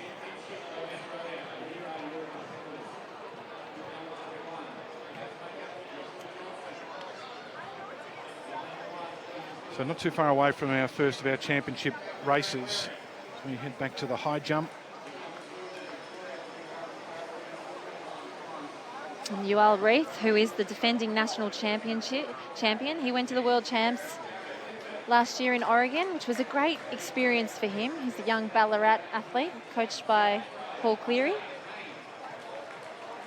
Just 22 years of age, 225. Tell you what he'll benefit from. There's a new track in Ballarat, which will be built for the Commonwealth Games 2026. Be held at Mars Stadium. What is Mars Stadium? But there'll be a new warm-up facility. I think that those in Ballarat, they love Lamberis. Well, they love to talk about Lamberis in a sort of half-loving way. It's a difficult facility up on top of the mountain here. First of our championship races is the men's 3,000 metres. So the men's and women's 3,000. And Ben Buckingham will be one of the favourites here, the 31-year-old from Melbourne, steeplechaser, cattle farmer, lawyer, Commonwealth Games finalist. Jack Bruce is the winner from 2021. There's Cam Meyer. 16 years of age, had a lot of racing, and Matt Centrowitz couldn't fit his name on the bib, so he's just put number 3. He's the Olympic champion from Rio in the 1,500 metres. He's got medals at the World Championships, World Indoor Championships, and he's either forgotten his bibs or they couldn't fit Centrowitz on it. I think it's probably they couldn't find them. That's the men's 3,000, not too far away. They're going to stroll around to the start as we head back to Sam Dale.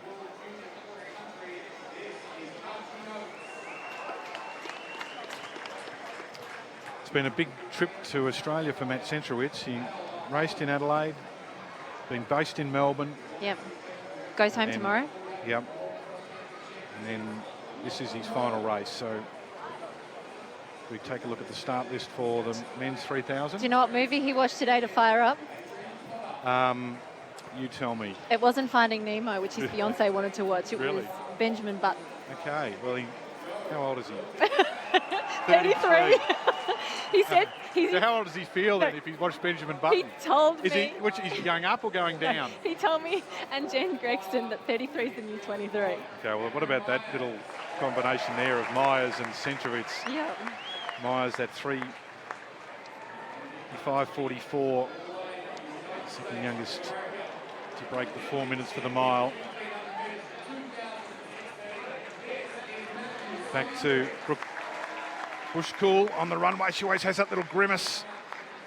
Tongue sticks out as she stretches in the landing.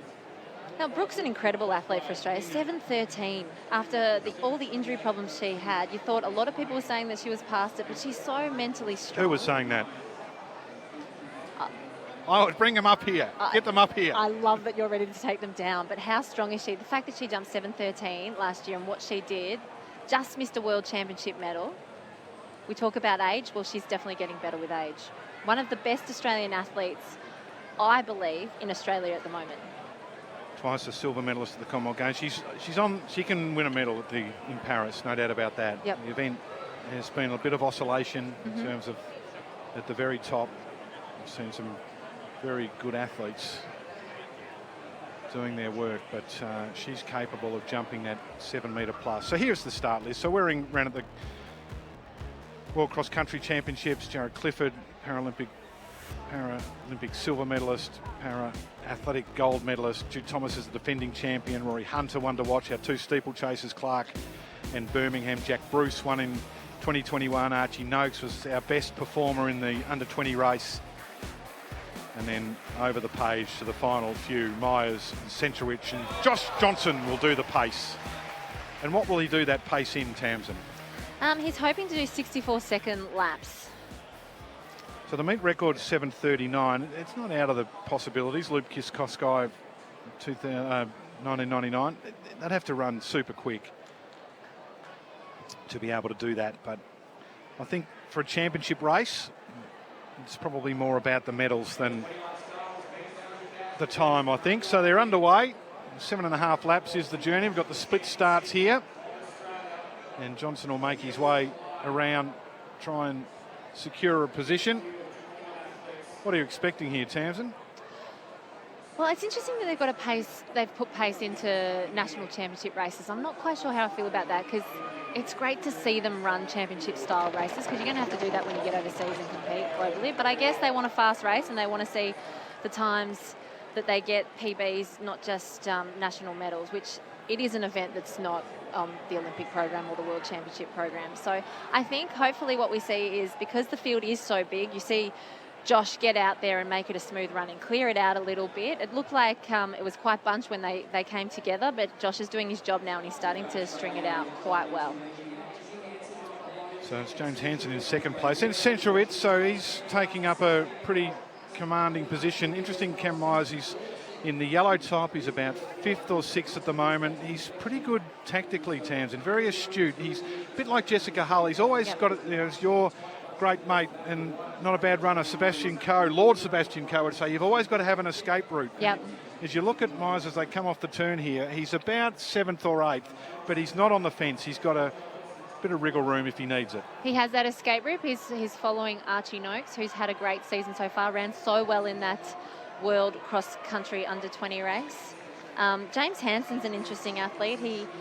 The Tasmanian, he's had a fabulous year last year. He ran 3:37 personal best over the 1,500 metres. He's been around for a little while now, but he's so tough and gutsy. It's not a surprise to see him right on the pacer there, trying to push the pace and make sure that it is a decent clip.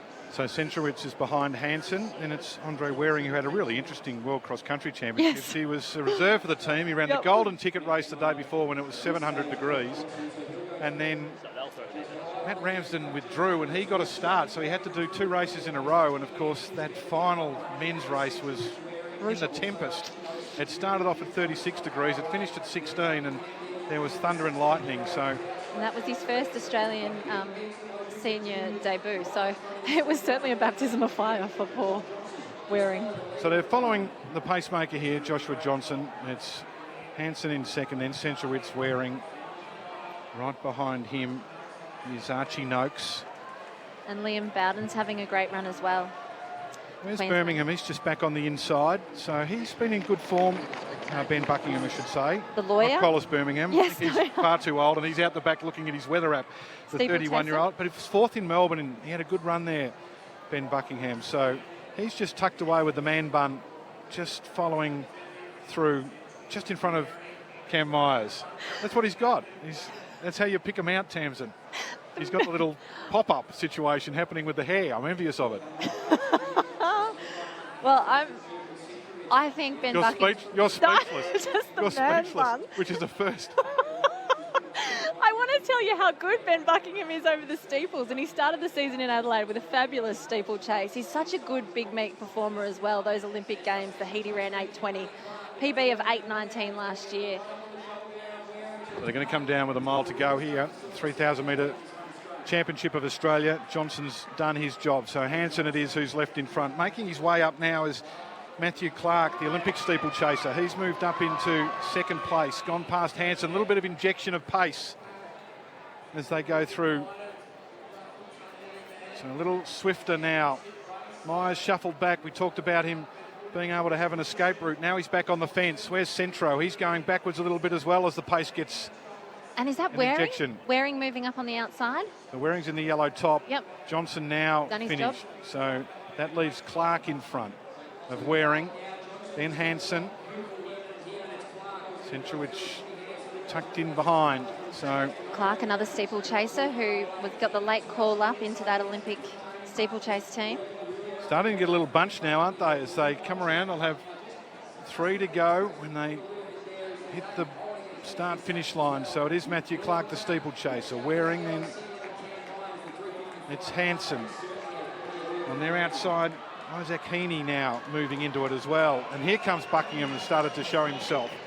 And Jude Thomas is there as well. So let's go down to Matt Lynch. Matt, it's pretty good conditions here, but they're running a cagey race. Yeah, I've been to a few Sydney Track Classics, but it is sensational down here. It's very still, maybe a little bit too warm, but you can see them really stringing out down the back straight. Some of the athletes have said this is the biggest crowd they've seen for a long time at a Sydney Track Classic. So hopefully these guys can start throwing it down and see what they've got. So it's a 23-year-old from South Australia, Osei-Nketia, who leads the way. Buckingham right on his shoulder. Then Jude Thomas, 20-year-old winner here in 2022. Isaac's got a heart of gold too, Dave. He came 5th in this race last year. He's got a lot of fans because he came out here in 2019 after his mum Sonia passed away from skin cancer, and he wore the tattoos across his arms. So Centro's just found a bit of space and is starting to move up, and following him in the one-piece suit is Jack Bruce, who won this race in 2021. So 2 to go, and there's still at least 7 or 8, if not 10, that are a chance here to take the national title. And the danger is when there is so many, like you can get boxed in and you don't have that exit route. Jude Thomas, the defending champion, the 20-year-old with the big talent, he was boxed in, but if he can just get out now, he's sitting in 4th position and he's got that exit route behind Hansen.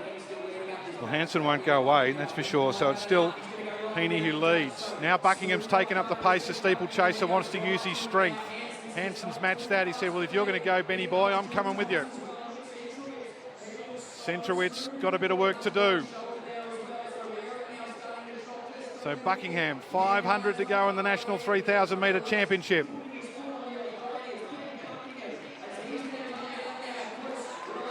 Hansen in 2nd place. Thomas is looking good. He's looking ready to challenge. He's in 3rd. As you can see, Rory Hunter, I think it is, coming up to the back of Thomas in 4th, and Centrowitz is in 5th with Isaac Hayne in drop back to 6th. So the defending champion starting to move into it, isn't he? He's in 3rd place at the moment. So it's Buckingham followed by Hansen. Now Thomas has another little spurt, and Rory Hunter's not done with yet, and they've opened up a bit of a gap back to Centrowitz. So can the steeplechaser with the man bun, the farmer from Myrtleford, and lawyer, he's got a few titles.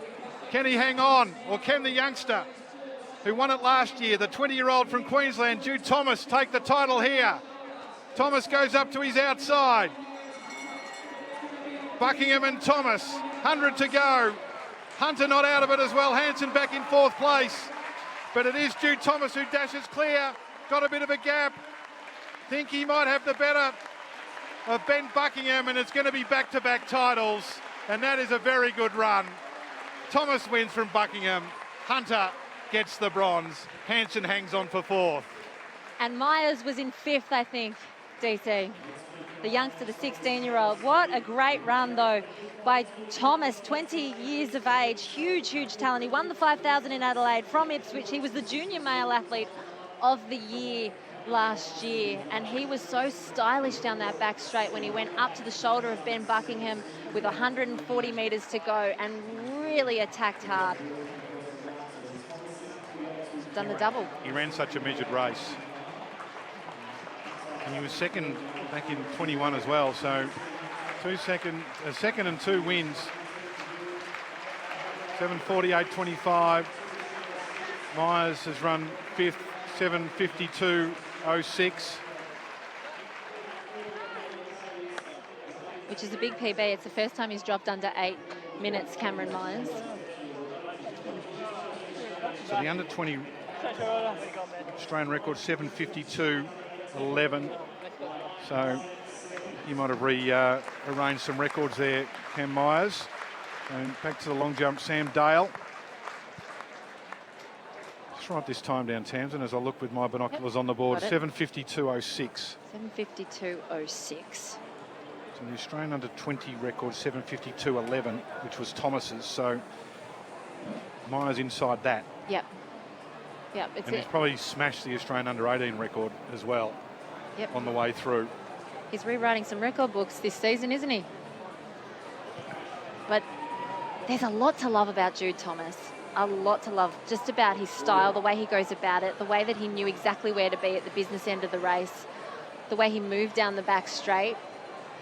So the Australian under 18 record, sorry Ryan Gregson, but you've just been removed. 8:01.26, so almost 9 seconds. That's Cam Myers. So he's broken the Australian under 18 and the Australian under 20 record.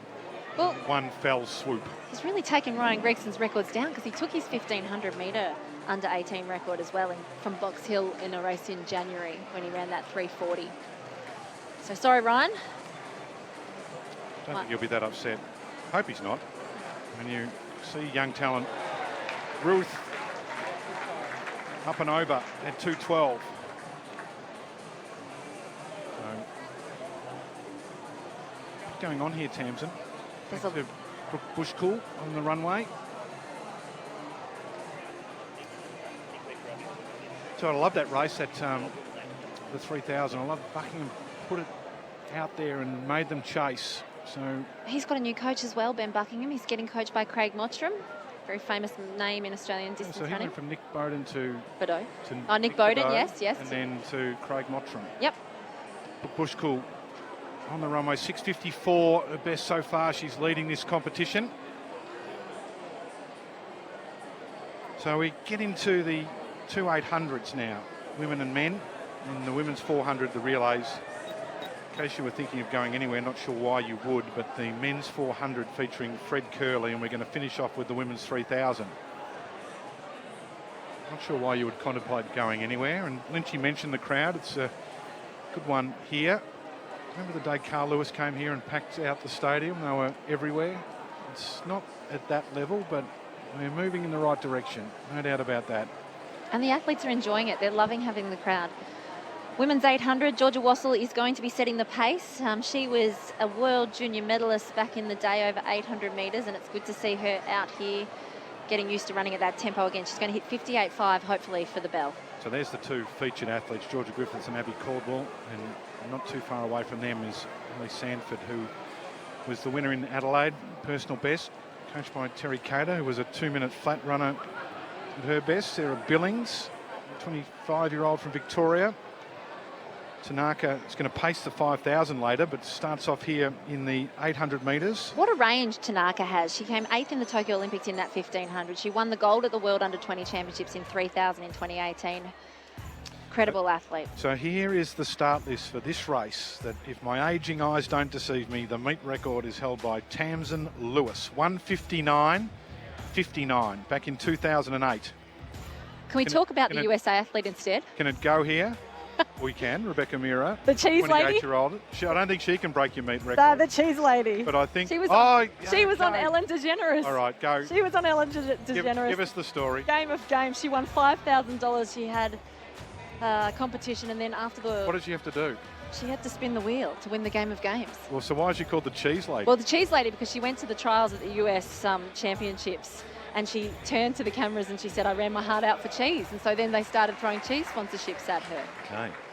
But here's the athlete that I think can go very close to sub 159. So 1:59.31 is her lifetime best last year. Bronze medalist over this distance at the Commonwealth Games as part of the mixed relay team in Bathurst that won the bronze medal. So she's putting together a pretty good resume. And of course, had that great battle with Jessica Hull. Georgia Griffiths, twice a Commonwealth Games rep, second in Adelaide. She's run 2:00.13, so she's looking for that breakthrough to go under 2 minutes. Keely Small, 21 years of age, won that Youth Olympic Games gold back in 2018, Australian under 18 and 20 record holder. She's sort of in that Cameron Myers group of when they pop out at a young age and go, wow, and taken a while to make the transition, but she's back. She's moved to Melbourne. She's getting coached by Craig Mottram as well. She's enjoying the move, and she's having a pretty good season. I think it's good that she's taken some pressure off herself and she's just finding her feet again, and she's running really well. It's great to see her out there competing.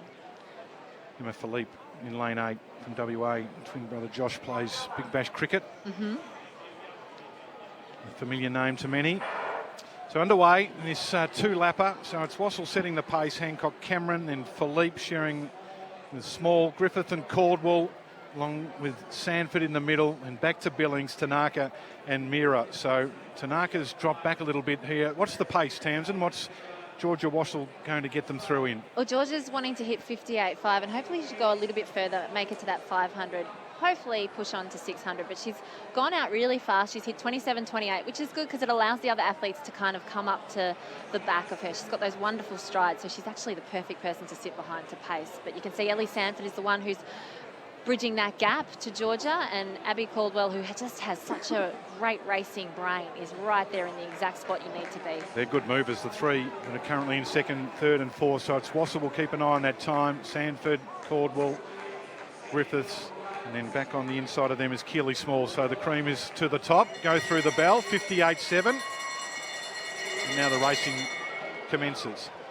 It would have been good to see them just a little bit closer to Georgia, because she did a perfect job there in that second 200 metres. But Ellie Sanford's just gone from strength to strength. She would have seen her dad break the world record for the 4x800 over 45s today. So she'll be in a good mood. But you can see here Abby just opening that stride length up, but she hasn't dropped Georgia Griffith yet there in third. So they go in the back straight, 2:50 to go in the 800. It is Caldwell who's moved to the front, followed by Sanford and then Griffith. And they've opened up a bit of a gap. So racing with 200 metres remaining here. So what can Caldwell do? We saw her strength over the 1500 in Melbourne in that race with Jessica Harlan. She's opened up a bit of a gap here. Sanford not done with, neither is Griffith. But into the straight, it is Abby Caldwell. Got a good gap here. 6 or 7 metres. Goes out to 10 pretty quickly. Griffiths moves up into second, followed by Sanford. The eye is going to be on the clock here as she stretches to the line. A meet record. Could it be? It is! Yes! Not only has she done that, she has run 1:58.64. That is some time. That is incredible, Abby Caldwell. That was just a brilliant race. When she opened up around that last 200 metres, she has such a beautiful technique. It was fast, and she really gaps some quality athletes. Incredible runner. She gets a hug from an Olympic champion. Only 2 athletes now have broken 1:59 in Australia. Bissett and now Abby Caldwell, and that time 1:58.62. That is some run. What a last 50 metres, 1:58.62. Times in second and third, Griffith 2:00.41, Sanford 2:00.87. Well, that's a tremendous run. Amazing race. Tamsin, I'm sorry to say, you're no longer the meet record holder. You can get alongside a Katerina Thanu in a much nicer way, though. I'm so happy for Abby. She's such a quality athlete, just brilliant. So, hey, Matt, that was some run. 1:58.62, just the second Australian to run sub 1:59. Abby, second Australian to go sub 1:59, 1:58.62. Did you think that was coming when you were going down the back straight? No, certainly not. I mean, we didn't go through the bell super fast, so yeah, I really didn't know what to expect time-wise, but when I see all those girls were on my heels and I knew it was going to be a good race, lap to go, and really, it was great. I think everyone got carried through there, and it was so great, and Georgia took it out perfectly for us. So you're doing a couple of distances, you're doing the 4K, the 2K at the relays, you're doing 15s, you're doing 8s. Do you think you're going to toss it up between the 8s and the 15s now on the track? Yeah, certainly. I think I'll keep a good balance between the 8s and the 15s. Means you get to enjoy both and get a bit of variety in your racing, which makes it so much more fun. So apparently you also took Tamsin Manu's meet record as well here. Perfect. She's held so many records in front of me, from club records and everything, so no, that's great. It's so nice to be able to come up alongside someone like Tamsin, who's such an idol. Well, I'm going to throw it back up to Tamsin now after Abby's just taken your record. I'm pumped, Lynchy. I'm absolutely pumped for Abby. She's just doing such great things. She did great things in that latter part of her junior career, and Gavin Burren is doing such a wonderful job coaching her through that transition from juniors to seniors. I just love watching the way they're going about it, and that was just a brilliant run. And I'm so excited, Dave, because if you look at what Abby's doing, you can compare it to athletes like Laura Muir overseas, who are purely world-class global 8-1500 runners that are making championship finals and winning global medals. And I think Abby's one of those athletes, if she keeps going on the trajectory that she's on, she could do wonderful things in middle distance running. Well, she made a great recovery after saying that it was perfect that she beat your record by saying that you were one of her idols and mentors. So she gave it to you, but then gave you a little cuddle on the way through. She's got me covered. The thing that I love about her is the final 50, Tamsin. As you well know, it's hard. The last 50 of an 800 is where the medals are so often handed out, and she has got a strong finish. So what does she do at World Champs? Because that was world class. Let's go to the high jump. Well, you're building. She's only 22 years of age, I think. She's got options. Away that bit of paper. She's got options. She's 21, 22 this year. So she's and she's benefiting from the racing. You know, she's had this little series where she's run the world cross country, that 2K, so difficult, that unbelievable race with Jess Hull, who just refused to give in. So 220 is the height of the bar in the high jump. It's another World Championship qualifier, by the way, for Caldwell. She's already got one. So is Bissett, who might be ruining the fact that she didn't run here. She's had a great indoor season. Oh, it would have been great to see them competing against each other here, but I'm sure we'll get to see that later in the season. Back to Bushkuhl, long jump, round 5. So we head to the men's 800. What a meet it's been so far. So many breakthrough performances. So there's confirmation that 1:58.62, second fastest time ever by an Australian. Just 2 sub 1:59, a meet record. Georgia Griffiths just outside her personal best. Ellie Sandford 2:08.7. Sure, that's a personal best. Yep, she ran 2:01 for her personal best before it in Adelaide. So fabulous run by the top 3 and for Sarah Billings. So the men's 800 will feature Charlie Hunter, the Tokyo Olympian, Brad Mathis, the New Zealander, Commonwealth Games World Champs representative, Riley McGowan and Jai Perrott. Pretty open race, this one. Meet record 1:44.80 from David Radisha. His introduction went for an hour and 44 minutes that year he ran here. He had every title under the sun back in 2010. Of course, then went on to break the world record in 2012. So Mikulev on the inside. Hunter, the Olympian. Raper won in Adelaide. Mathis has been impressive. McGowan and Perrott, not much between the two of them. So pretty open. The Melbourne race was incredibly fast. I think it shocked a lot of people with the time that came up from these men. But because they are so close and you can't tell from the start line who's going to be a definite winner, it's a proper championship race. This is going to be fantastic.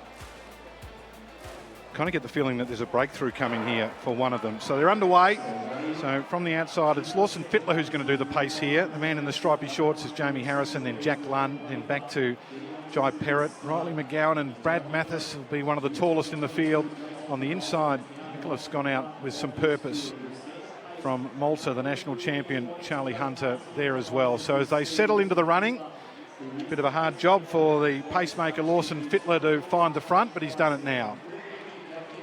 Well, they've asked for 51.5 and it's single file at the moment, so he's doing his job. He's stretched them out. Jack Lunn, ex-high jumper, struggled a little bit in Adelaide Track Classic, won the Zatopek 1500 metres, so has worked on that back-end strength. Had a breakthrough here in the Sydney Track Classic in 2021. So Lunn's in second and then Harrison in third. And you go back to Mikulev on the inside. So the bell 51.42, and they're pretty stretched out here, aren't they? We asked for 51.5 and you get 51.42. That's a great job. So Mathis is in fourth spot at the moment, and then they're starting to stack up behind him. So it's still the pacemaker who's just about extinguished his firepower, and that leaves Jack Lunn in front, followed by Jamie Harrison. Now it's Mathis starting to move up into second place, into third place, as they come around with 200 metres to go. Mathis has made a big move here from just before that 200-metre mark to get back onto the shoulders of the leaders. And not too far behind them is Lockie Raper. So as they come into the straight, and it is Mathis who finds a way clear, moves into the lead. Raper finishing pretty strongly and flashing down the outside at 100 miles an hour. It's going to be very tight, but Mathis... Ooh, that was incredible. McGowan it was. All over the track. That was brilliant. The Des Proctor coach athlete, he got a sneaky inside run and he took it. That was exactly like Melbourne. They were across the track. So it was McGowan. Charlie Hunter flashed home, and Mathis, who led him into the straight, tired. So McGowan gets there. 1:46. 08 is the winning time. Charlie Hunter, 1:46.18. I want to see that replay. Where did he come from? Well, he came from the stars, but let's just say that he came into this year also as a 1:49 runner, Dave. 1:49, and he has just won the Sydney Track Classic. He was second in the Adelaide Track Classic, and he's got a win running through the inside there. Charlie Hunter. So Jack Lund got up for third, 1:46.41. We go back to the high jump, and it's Joel Baden at 2:23. So Mathis, well, he tied 1:46.41, same time as Lund. Missed there for Baden at 2:23. Then Raper, who looked like he might be the winner for a moment. So here it is here. So Mathis was on the inside. And Charlie Hunter's well back there in the blue. He worked really hard. He had such there he is. better Look at him run. up on the inside. No wonder we couldn't inside. see him. Yeah. So Mathis was in front. Hunter came flashing home, thought he was going to be the winner. But how did they leave the room for Riley McGowan to get up the inside? He came from about 7th. Yeah, Jack Lund was a little bit checked there as he was dropping back, but it's hard to get that inside running. Brad Mathis did the same thing in Melbourne. He's had another solid run, you know. He wants to go sub 1:46, Brad, and he's gone 1:46.41. That was a fabulous race to watch, but nice to see Charlie Hunter, an Olympic semi-finalist, back into some sort of shape. That finish then by Charlie was just brilliant. So there's confirmation of the times there, 1:46.08, Hunter in second from Lund, and then Mathis in that. We said it was going to be open. Have a look at the times down to 1:46.85 in 8th spot. Not much between all of them. So you can't see at the moment, but Fred Kerley's had to come and finish his warm-ups on the back straight because he's been getting mobbed at the warm-up track. So he's already out on the track doing his final preparations for that race that is to come up very shortly. How's that work? He gets mobbed on the warm by the athletes, other athletes. I'll tell you what, I'd want an autograph if I was down there, wouldn't you? Well, he's here for business. True. Still, he's Fred Kerley. How exciting that he's here in our backyard. You can't blame them for wanting to get a photo, a selfie with him.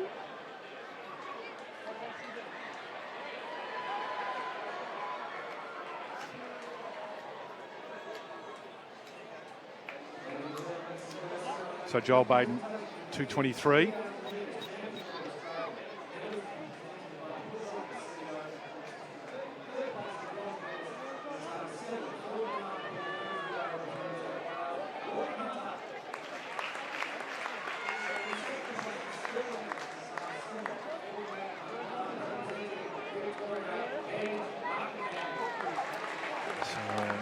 Another miss there for Baden.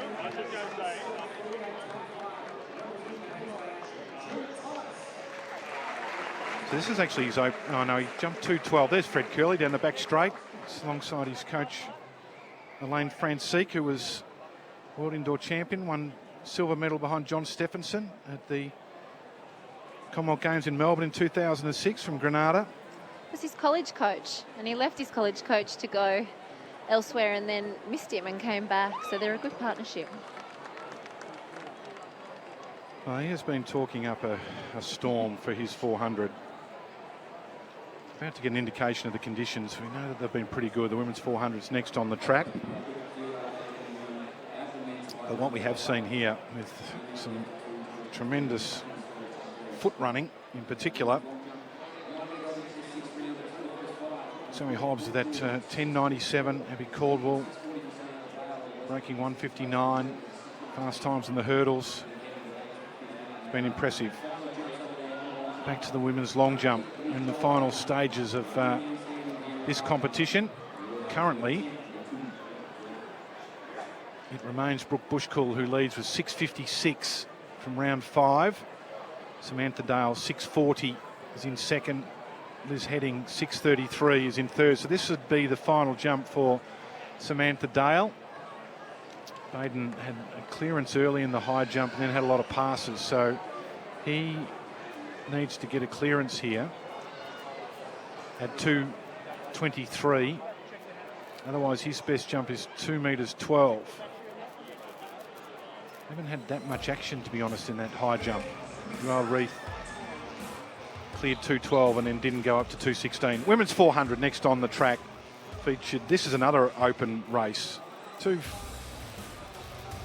favourite athletes, if you like, Jessie Andrew and Helen Pretorius. Angie Blackburn, she is a veteran, Tamsin, I'm going to say that.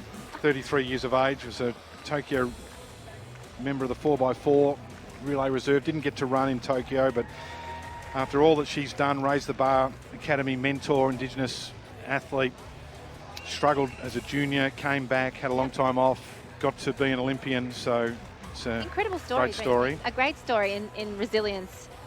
Paige Campbell's one of two Paige Campbells that are competing here tonight. Yes. Got one in the 3,000. Confuses one here. world athletics all the time. How can the steeplechaser and distance runner run so fast over 200 and 400? But it's a pretty open race, this. When you look at their personal best, a few in the 53s. Well, it'll be interesting to see lane 4, Jasmine Guthrie, the youngster, who's coached by Angus McIntyre. Twin sister Bella in the 400 hurdles. Yeah, unfortunately she was disqualified, but they ran in the 4x4 at the World Under-20s where they made the final together. Third and final attempt for Baden at 2:23, so he goes clear. So that confirms his spot as the winner. Not quite the 2:33 that we saw last week in the Victorian Championships, but that's going to take a little while for the body to process and find the spring once again.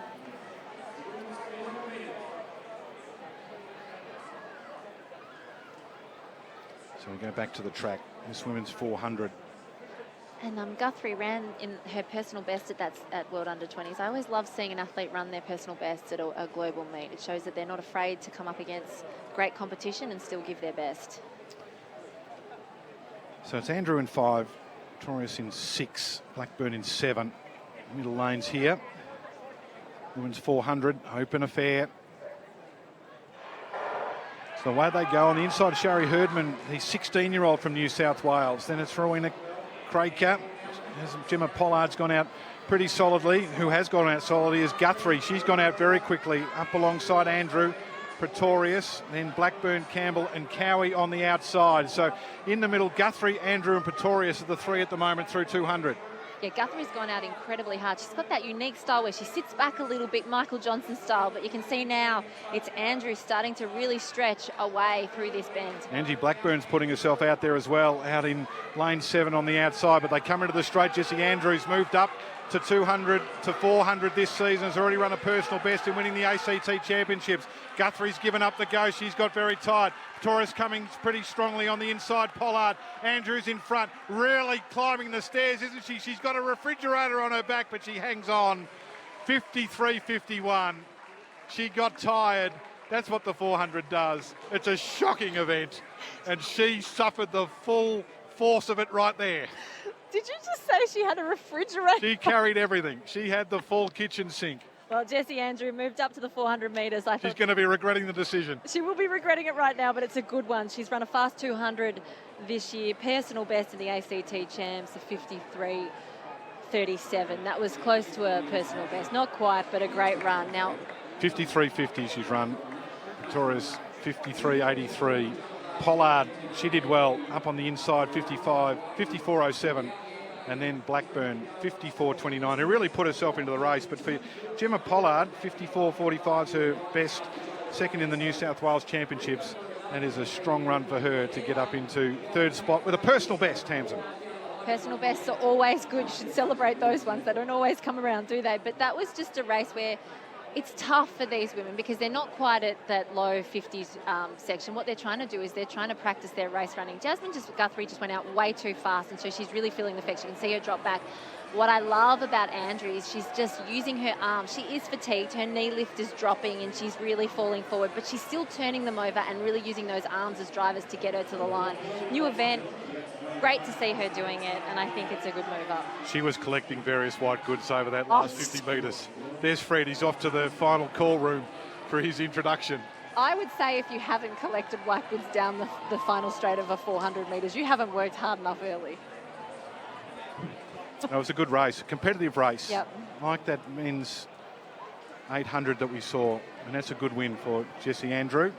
So Brooke Bushkuhl, final jump, has got the competition in her pocket, I think, as I just checked the results to make sure that what Sam Dale did on her final jump, 6:40. So a 6:56 so far is the best we've seen. Slight tailwind on the back straight. But that will be a win for Brooke Bushkuhl, and she'll be pleased with that. When you're the number one, you don't like to be beaten no matter how friendly you are with your teammates. And Sam Dale got the better of Brooke in Melbourne, but has reversed the order here.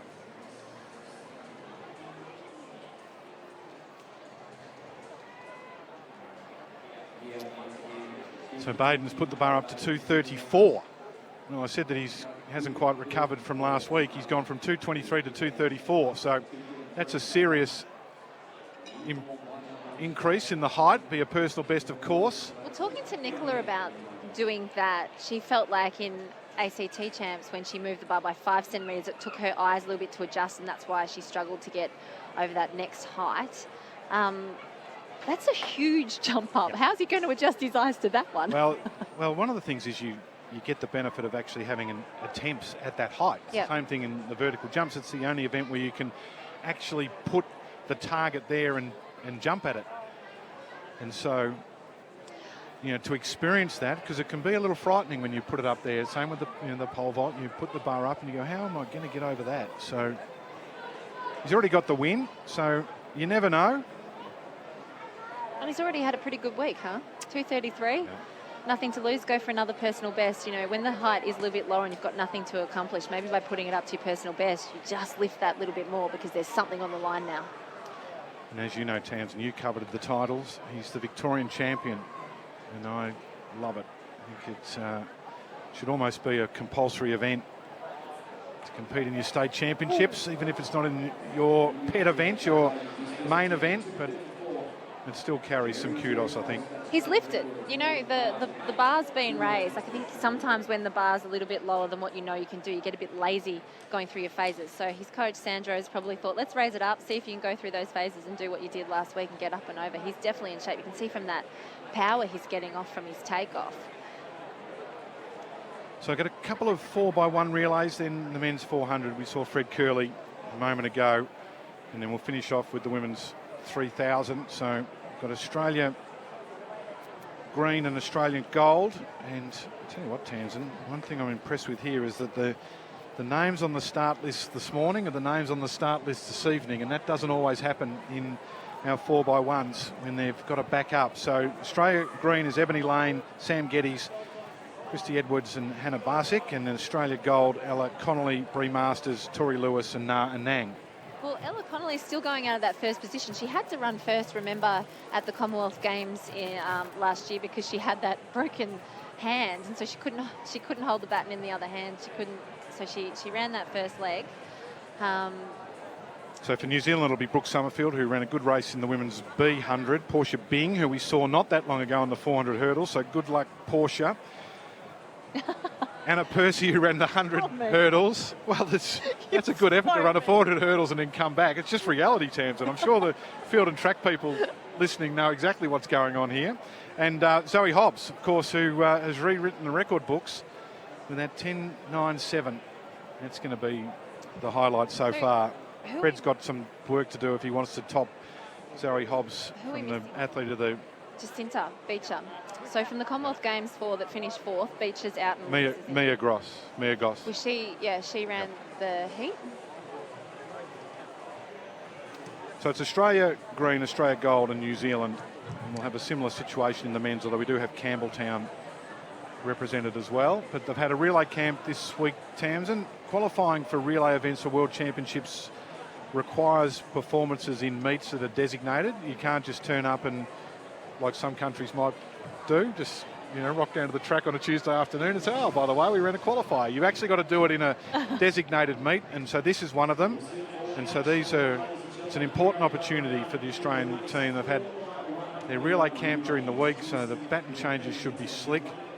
And our women's team that finished fourth at the Commonwealth Games run some fast times, and they've got to be getting towards that Australian record of 43.78 set in 1994. It is interesting that Ella Connolly, the one who's a 400-metre runner as well, is doing the start-off leg. You tend to see the 400-metre runners on straights. Tend to. But when you look at, so Bree, strong, Tori run a good bend, good 200-metre runner, Nah, pocket rocket, shortest leg, and it's also the glory. So that's a combination. You've earned that right when you're... Yes. And Carl Lewis used to be the best. He would have been the best back straight runner. It's the longest leg, but he wanted to wave the baton in the air, and that was his job. He wasn't going anywhere else but last. That's how the kingdom works in the relays. So it's Ebony Lane. Joel Baden had a pretty close attempt there at 2:34. So Ebony Lane, Ellen Connolly, Brooke Summerfield.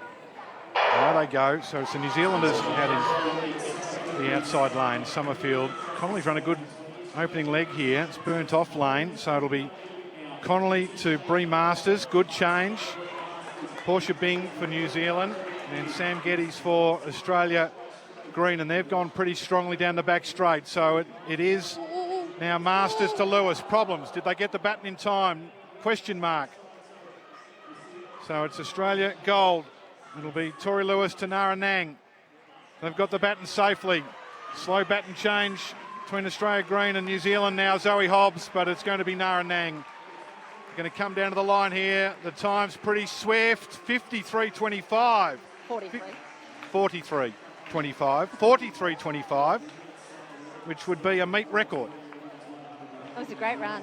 It just had that messy change. Did they get it in? Yeah, they did. I waited to see that white flag come up. It was just, they lost time because Tori unfortunately had to slow down a little bit because she probably just took off a little bit early.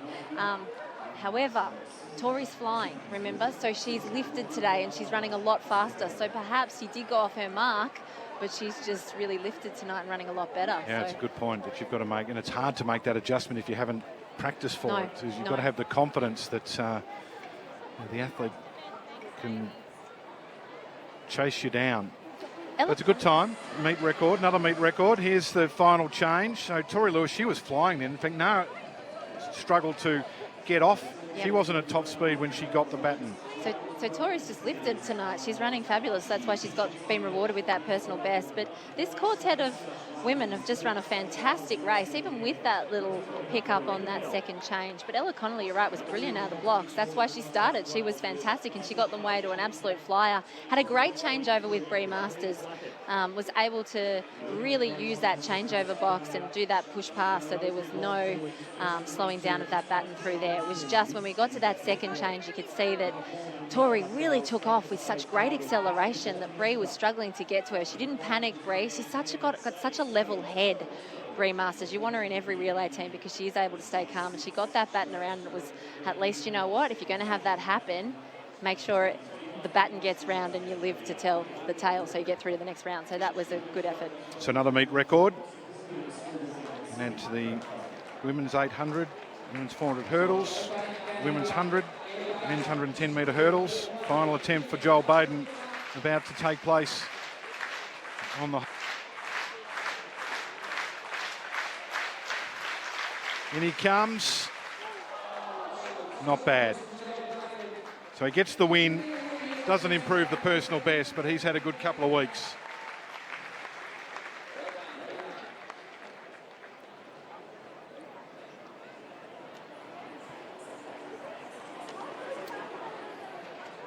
So a win for Joel Baden.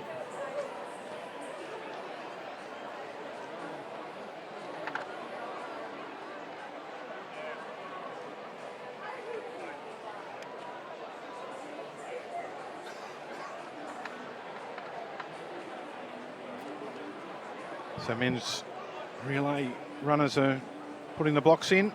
Again, Australia green, Australia gold. We've got a team from Campbelltown and New Zealand. There's the Campbelltown boys.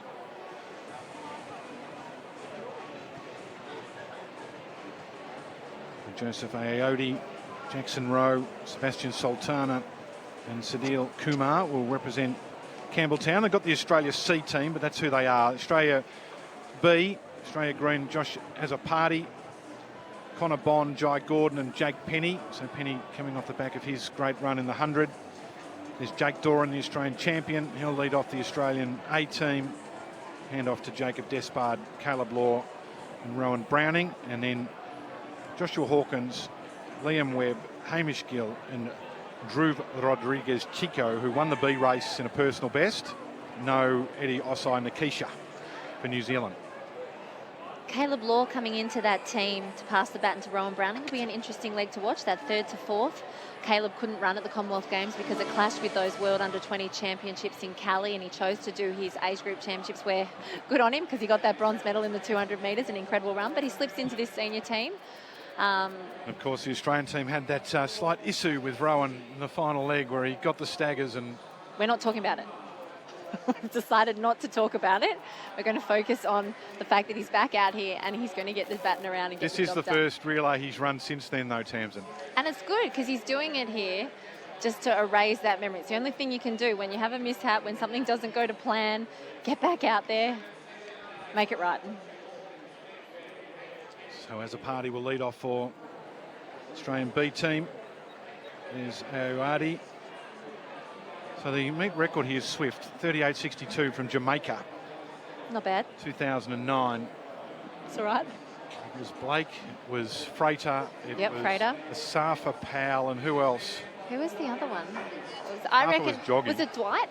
Dwight Thomas? Possibly. The hurdler? Don't know. Don't have it. Tried to find it, couldn't. Well, then we're right then. It's that 4. Yeah, it's definitely Jamaica, 38.62. So down to the blocks they go. Campbelltown on the inside. Australia green, Australia gold, and New Zealand. Men's 4x1. Fred Kerley up next.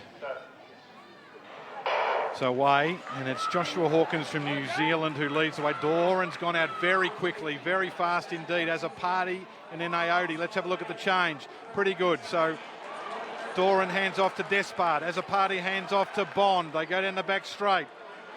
Despard will give it off to Caleb Law. Had to dwell a fraction. Not much between the two Australian teams. Law stretches away. He's run a pretty good run here. He's going to hand off to Rowan Browning.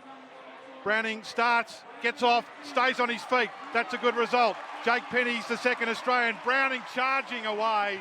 Looking good, looking fast. The time swift, 38.51. So Australia green, Australia gold. 38.62 was the meet record. Yeah. So Jamaica. Loved it. Loved it. Feel the rhythm, feel the rhyme. You're not in the record books any time now. Jamaica, you're done. Another meet record.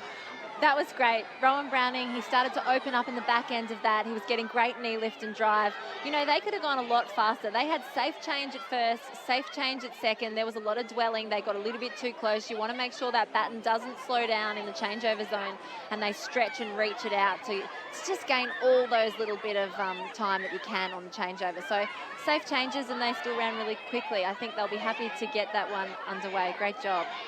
So 38.50 is a good time. And as you mentioned, that just had to dwell a little that second change. 38.50. So it's what, 1, 2, 3, 4, 5, 6, 7 Australian teams have run swifter than that. An Australian record of 1995. Hendo, Tim Jackson, Brimmer, Damien Marsh. You could see here Rowan was a little bit tentative. He just wanted to grab that bat, and you can't blame him. But look at him open up here. The arms are good, they're strong, and he's got great knee lift. Good turnover. Nice and relaxed. Great job, Rowan. Well done. Good job, team. Can I suggest that he looked better there than he did in the 100? Yeah. He was up, and we talked about that middle phase of the race, and I think he was up and about there. Of course, the rolling start helps rather than coming from the blocks, but that was nice. I think what also helped them run so well then is that they know that on every leg they've got somebody who's fighting for their position. We've got such depth in our sprints at the moment, and that's really helping with the relay programs. So just the two events remaining. It's the men's 400 and women's 3,000 championship. Bushkull taking out the long jump for women. Joel Baden the high jump for men. The crowd has enjoyed what's been a very strong night of performances. Some of the best we've seen in Australian domestic athletics. Even the youngsters are entertained. Fans down close to the track. So the men's 400, Tamsin, Fred Kerley. Ben Offrens holds the meet record, 44.86. It's a serious run. Back in 2010, Michael Johnson, the fastest time ever run on Australian soil, 43.84. I think Ben's nervous. Well, I think Michael Johnson might be nervous as well if Fred Kerley's talk is anything to go by. Well, it's exciting nonetheless to have the fastest man on the planet currently here in Sydney, going back to where it started from, the 400 metres. And I think all eyes from around the world will be on Sydney at the moment from track and field, because they'll be interested to see what Fred could put down for 400 metres. He's gone back to that 100 metres to work on his speed to see if he can be the first person to break 43 seconds, and he's shown that he is a world-class 100-metre sprinter. So we're not too far away from the introductions. Let's take a short break, and we'll be back with the final two events from the Chemist Warehouse Sydney Track Classic. Do not go anywhere.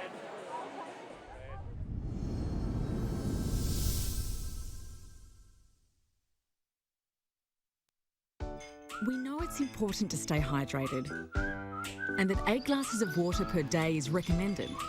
Though for many of us, that's easier said than done. That's why more Australians are making Hydrolite part of their daily rehydration routine. Hydrolite is scientifically formulated to rapidly rehydrate faster than water alone, with products suitable for every member of the family, so you can embrace life's everyday moments. You'll find the Hydrolite range for a great price every day at Chemist Warehouse.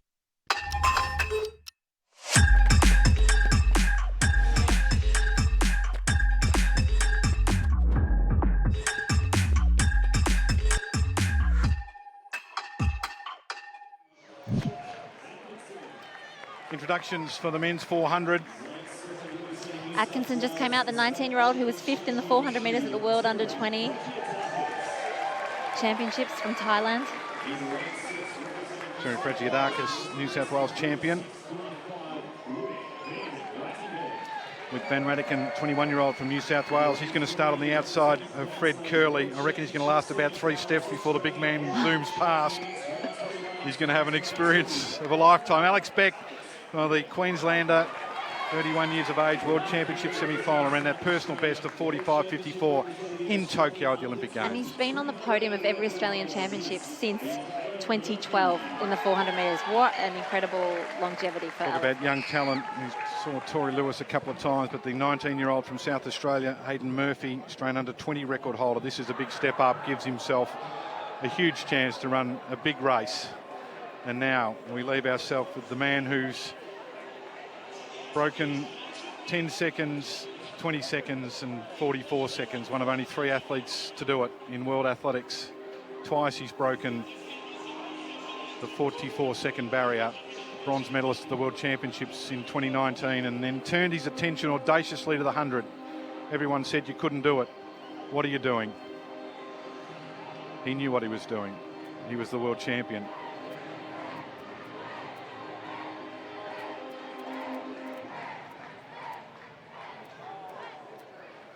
And he's been talking a big game.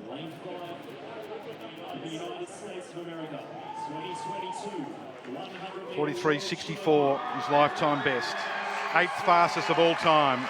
Here he is, Fred Kerley. Well, Tamsin, he's got the hashtag Phase 42, double gold, triple world record. He seriously believes he can break the world record in all 3 events. He wants to win the gold medal in Paris in the 100 and the 400, and he wants to become the first man to run 42 seconds.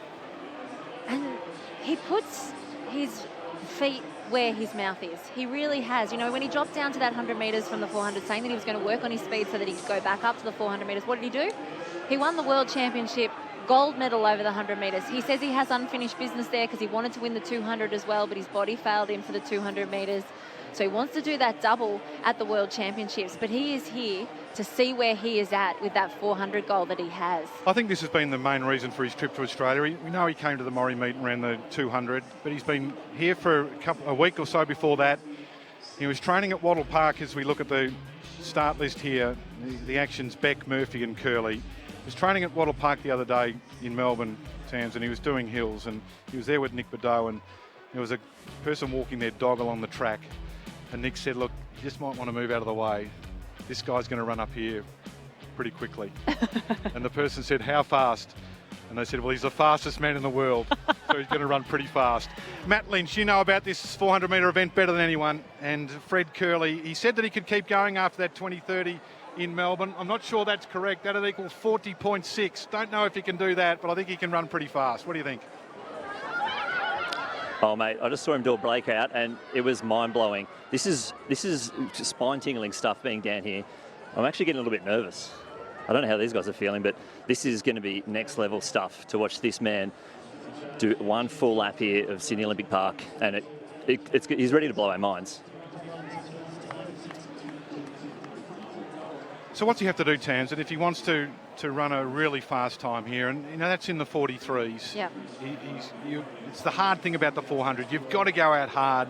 You've got to get into the rhythm, and then you've got to explode once you get to the top of the straight. You don't like using the word hard in a 400. You don't want to get out hard. You want to get out quick and relaxed. And the beauty that Fred Kerley has is because he's got such exceptional 100-metre speed, he can really focus on that relaxed side of the quick and relaxed. He can run quick and relaxed down the back straight and still hit that 200 in 20-point mid. And that gives him a great area to come home with some room to move to run a super fast time. He has all the armoury that he needs to run a 400-metre world record. He hasn't run many. He ran 10 400s back in 2019 when he won the bronze at the World Championships. He only ran 2 in 2021. He only ran 1 last year. So he's only run 3 400s since that 2019 year. Alex Beck in lane 3 said he's going to go out hard. He's going to try and hang on. He doesn't care if he dies. He might. Hope he doesn't. He's going to have to run super quick. And Aidan Murphy, what an assignment for the 19-year-old. Big crowd. Everyone's silent. Men's 400.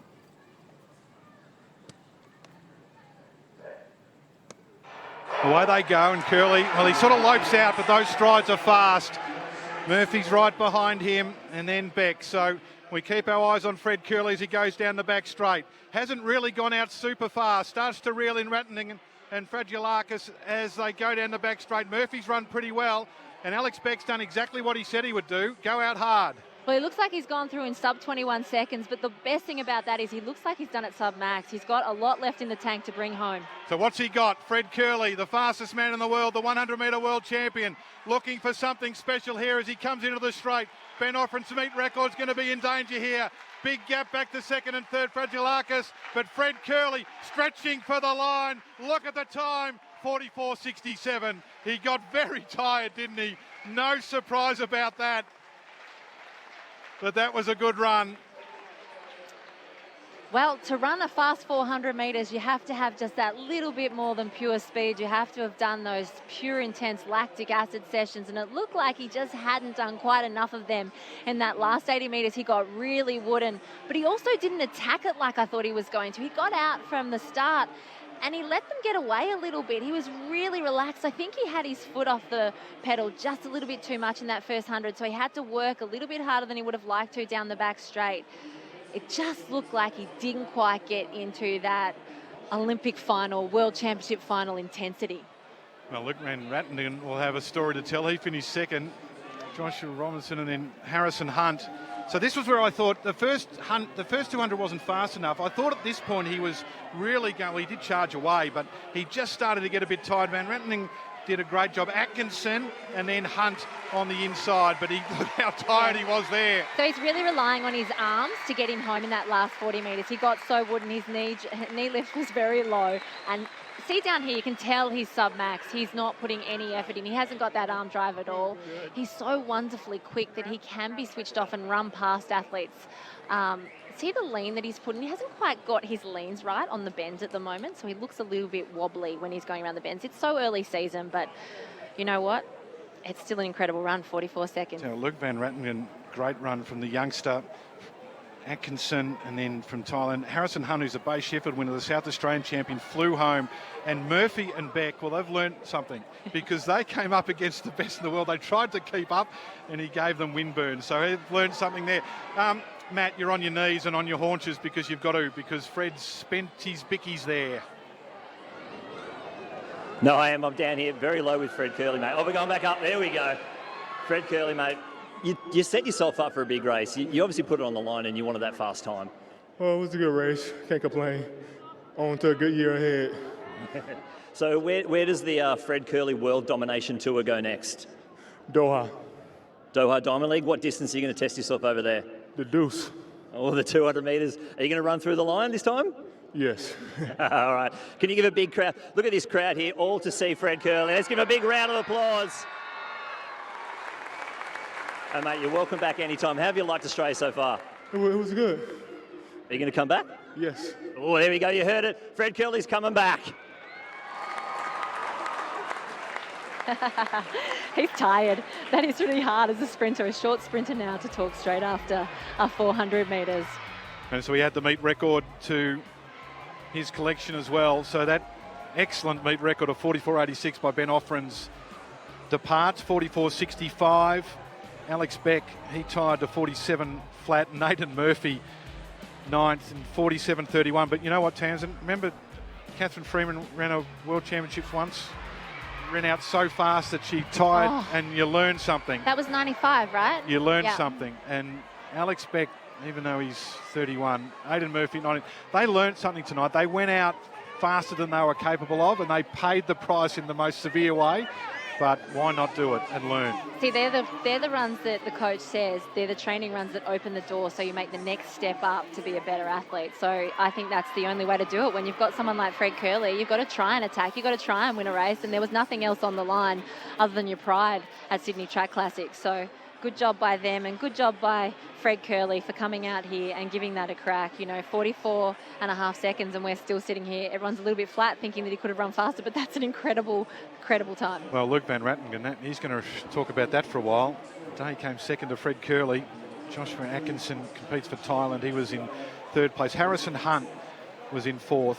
The New South Wales champion, Terry Fragiadakis, was in 5th. Cameron Searle in 6th.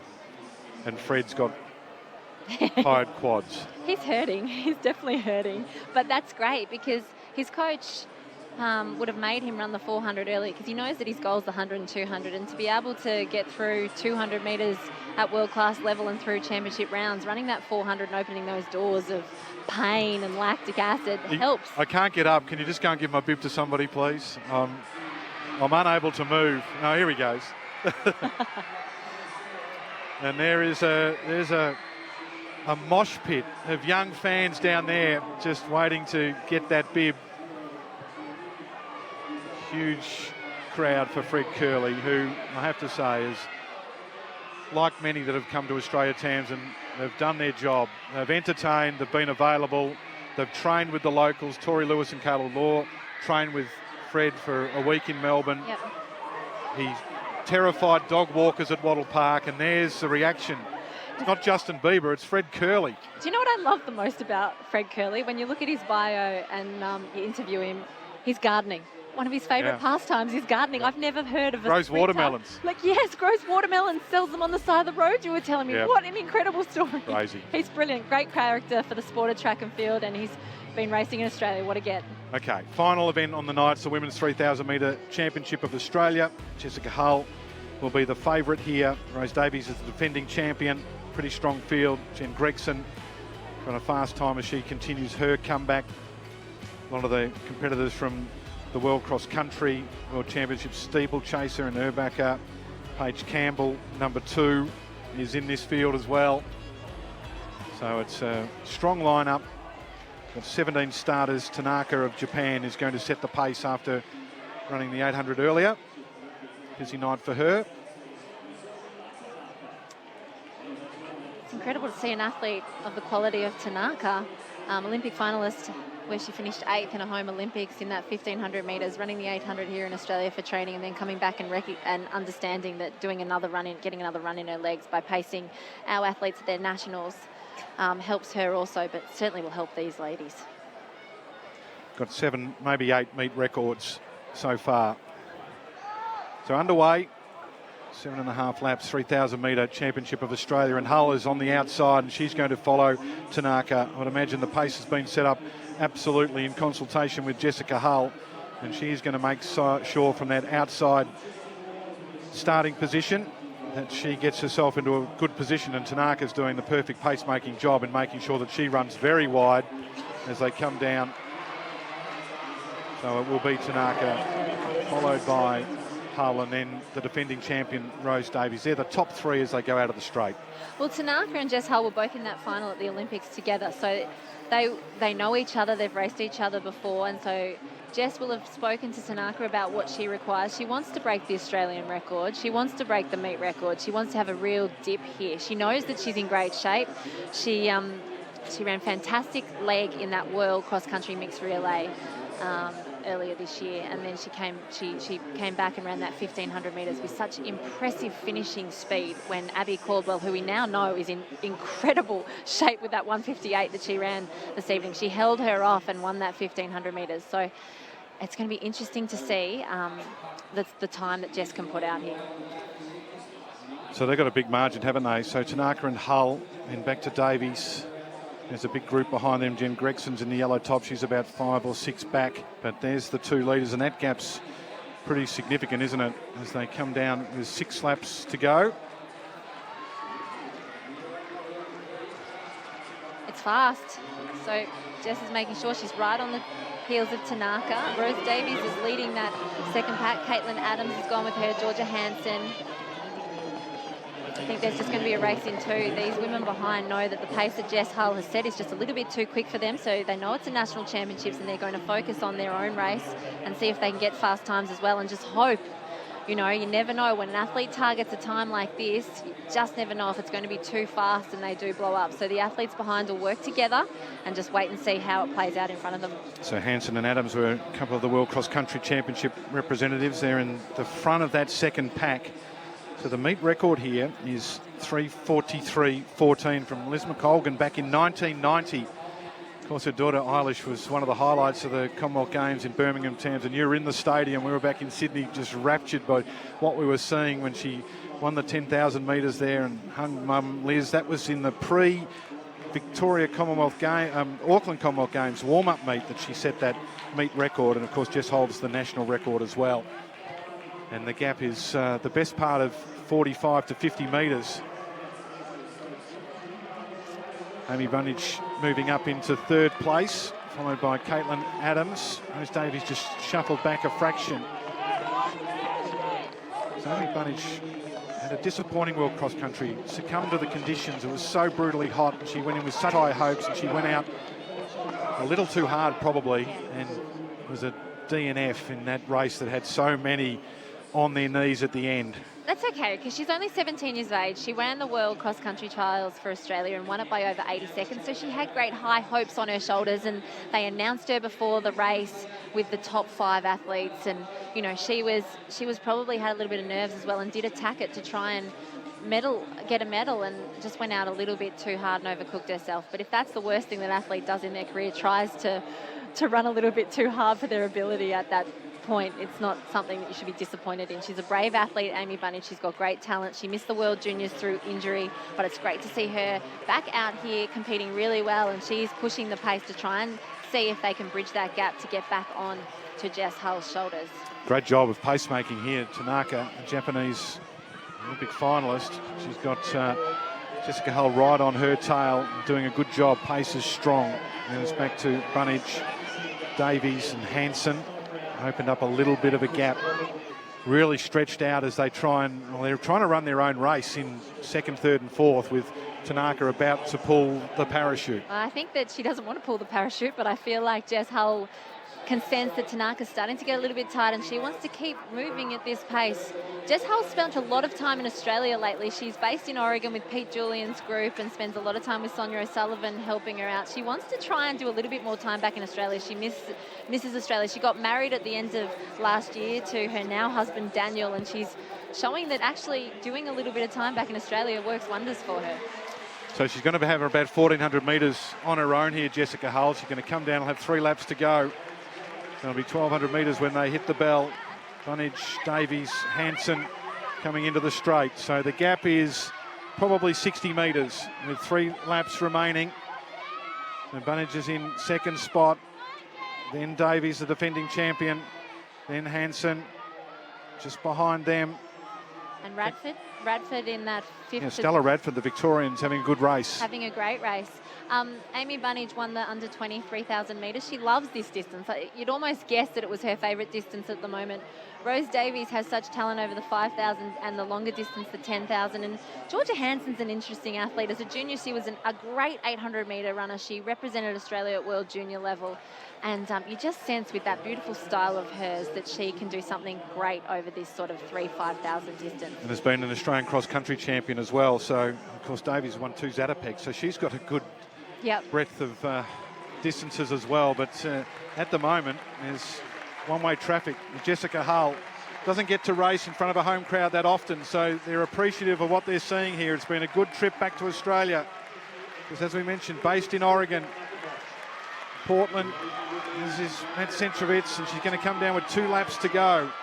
So a World Cross Country medal, had a great run in Melbourne, now looking for a national championship here. And the battle for 2nd, 3rd and 4th is still on, isn't it? And the youngster Bunnage is doing a great job. And just behind this pack, probably about 30 metres, Stella Radford has really tried to go with it, but she's just starting to get a little bit slow, tire up a little bit. And you can see Jen Gregson's having another race back. She's a little bit further back in about 7th or 8th position, coming back from her baby Archer, who was born in the middle of last year. And she's just trying to get some more racing legs back. So this is the battle for the silver medal at the moment and the podium, because there's 3 there and there's only 2 spots as we look at Hull, who just, Tamsin, whenever you watch her, she seems to be able to continue a solid pace and then find some more pace. And she's quickened the pace here, I reckon. And she's going to come down, get the bell. Jess Hull would have to be one of the nicest, kindest athlete on the track. When Abby Caldwell went past her in that Commonwealth Games, she said to her, "I was so cheering for you." She's just not got a mean bone in her body for an athlete who's competing at that competitive level. It's just unbelievable, the personality. You see, she almost kicked then at the bell. She really wants this time. So the bell, 8:36 is the Australian record. It's on here. Battle is on. Davies, the defending champion, moves up in front of Bunnage and then Hansen. They've got a good gap on the rest as they come to the bell. You can see Hull, eye on the clock, eye on the big screen as she moves down the back straight. She's such a beautiful mover. Starting to get a fraction tired. The cadence has dropped a little bit, but she's going to get a boost with 200 metres to go, because she's going to come around and this crowd is going to give her another lift, and she can pick off some of the back markers as she goes through. She can, and it's nice to see that they're moving wide for her so that she doesn't have to go off that plinth, and make sure that she has the quickest and easiest run for home. That 25 seconds to the Australian record. Into the straight she comes. Jessica Hull really starting to dig deep now. Grit her teeth, 8:21 on the clock. 8:36 is the national record. It's going to be pretty tight here, but I think she might be able to do it. Here she comes, down to the line. Yes, she smashed it. 8:31.82. Breaks the Australian record. Incredible run, and Rose Davies has managed to get in front of Amy Bunnage, and they broke free of Georgia Hansen down the back straight. Rose is going to get that silver medal. What a run. So Davies, gallant defence, but when you're up against one of the world's best, it's a little tougher.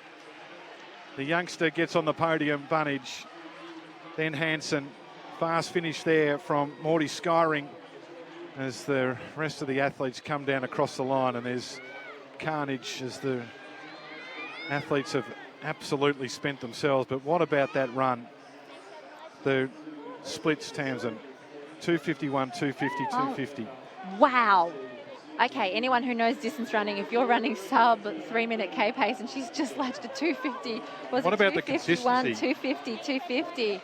Incredible. Even when Tanaka dropped out, and she knew, she pushed Tanaka to the side of the track pretty much just by coming up to the shoulder.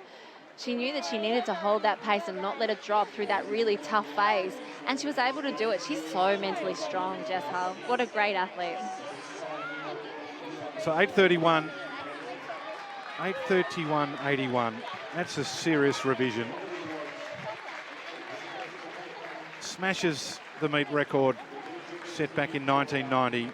Obliterates her own Australian record.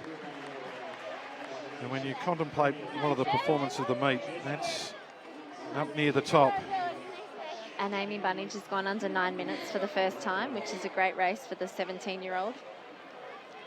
good bounce back from her disappointment at the World Cross Country, which is exactly what you want to see from juniors. Not to sit there and dwell on the past and bad races, to refocus and then come back out and do something incredible like she's just done. So again, the thing that is just so impressive is, well, that pace judgment's extraordinary. Yep. Her capacity to maintain the pace under fatigue is the thing. So the question now, 1,500 or 5,000. 5,000 will come at some point. Yeah. The speed over the last 150 to 200 in the 1,500 is a challenge that she's working on, but what a season in the summer she's had here with the World Cross Country, that win in Melbourne. And now the Australian record, Matt, that's impressive. Smashed it. Look, you set yourself up there. You've taken out the Australian record, the all-comers record, the Oceania area record. You've almost knocked them all out. Yeah, I mean, all thanks to Nozomi. She got out there and made sure that I could run hard tonight and just get the right effort in. And I'm so happy. I kind of thought I would be chasing the record over the last 400, so to kind of come through and know I had some wiggle room, I could just kind of let loose a little bit, and that way if I tied up in the straight, I knew I had a bit of a buffer. So it must have been very helpful having Nozomi out there to set the pace up.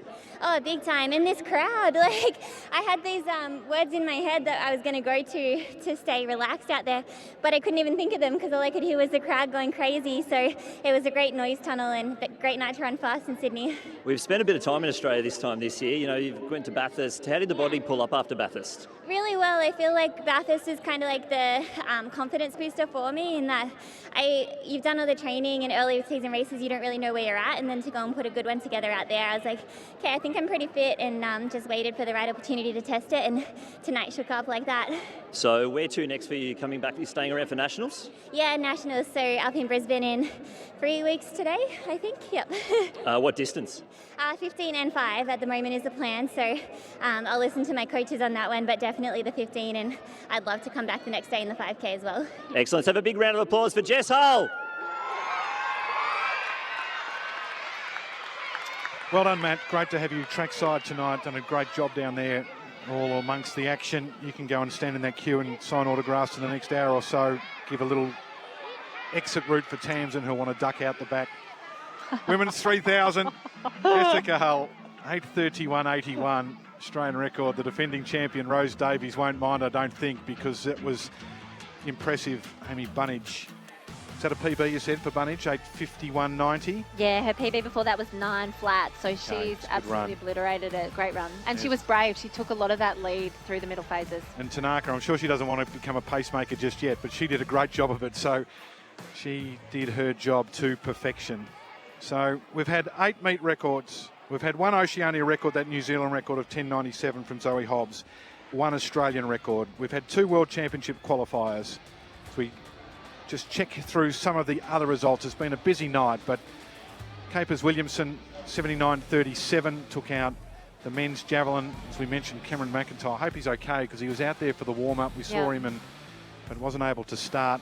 Ash Maloney had a busy night, but international board there with Williamson, Ogura and Sakayama in the javelin. A couple more field event results that we'll get to before we say goodnight. Next event on Chemist Warehouse Summer Series is in Brisbane, 25th of March. If you're up there, go and see it. Brooke Bushkuhl got a win, 6.56, ahead of Samantha Dale. Good jump from Liz Heading, 6.33 in the women's long jump. Interesting, Tamsin, we go back to silver status for the Brisbane meet, so prize money and big points, but it's on a Saturday night and the Nationals start on Thursday, so it's back-to-back. It's a bit European style. I don't mind it. As you know, you go to Europe, you've got to compete more than once a week. You're a long jumper. Alicia Pearson won the shot put, 14.17, ahead of Coulter and Shukuri. But it'll be interesting because there's normally a 10-day gap between a series meet and the Nationals. Yep. So to have a Saturday night and then come in on Thursday, Friday, Saturday, Sunday for the National Championships. Aidan Harvey won the men's shot put, the national champion, 17.77. Parmaxidis and Sharla were the top 3. And then Tony Hodgson's the Paralympic shot put champion, the Hulk. He won that title in London. Remember he got to meet Scott Morrison when he said, I wanted to meet the Prime Minister? That was one of the best interviews I've ever heard. Tamsin, Yes. It's been a great meet. It's been a fabulous meet. Field and Track's back in Australia, I think. We've had a great meet in Adelaide, a super Maury plant meet. Great hurdles there from Muratake. Started off with the meet record, Nicola Olischlager's. And then it just got better and better and better. At 100 metres, Zoe Hobbs, that's going to live in our memory for some time. 10.97. Brooke Bushk will win the long jump, and that's how we should finish with a long jump. Tamsin, thank you. Lynchy, well done. Everyone on the crew, great job. Hope you've loved it as much as we had. The Chemist Warehouse Sydney Track Classic has been an absolute beauty.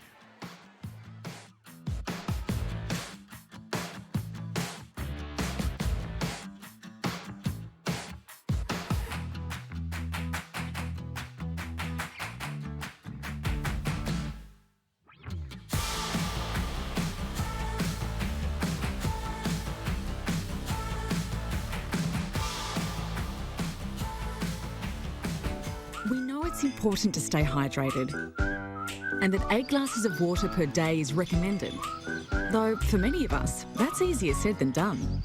That's why more Australians are making Hydrolite part of their daily rehydration routine. Hydrolite is scientifically formulated to rapidly rehydrate faster than water alone, with products suitable for every member of the family, so you can embrace life's everyday moments. You'll find the Hydrolite range for a great price every day at Chemist Warehouse.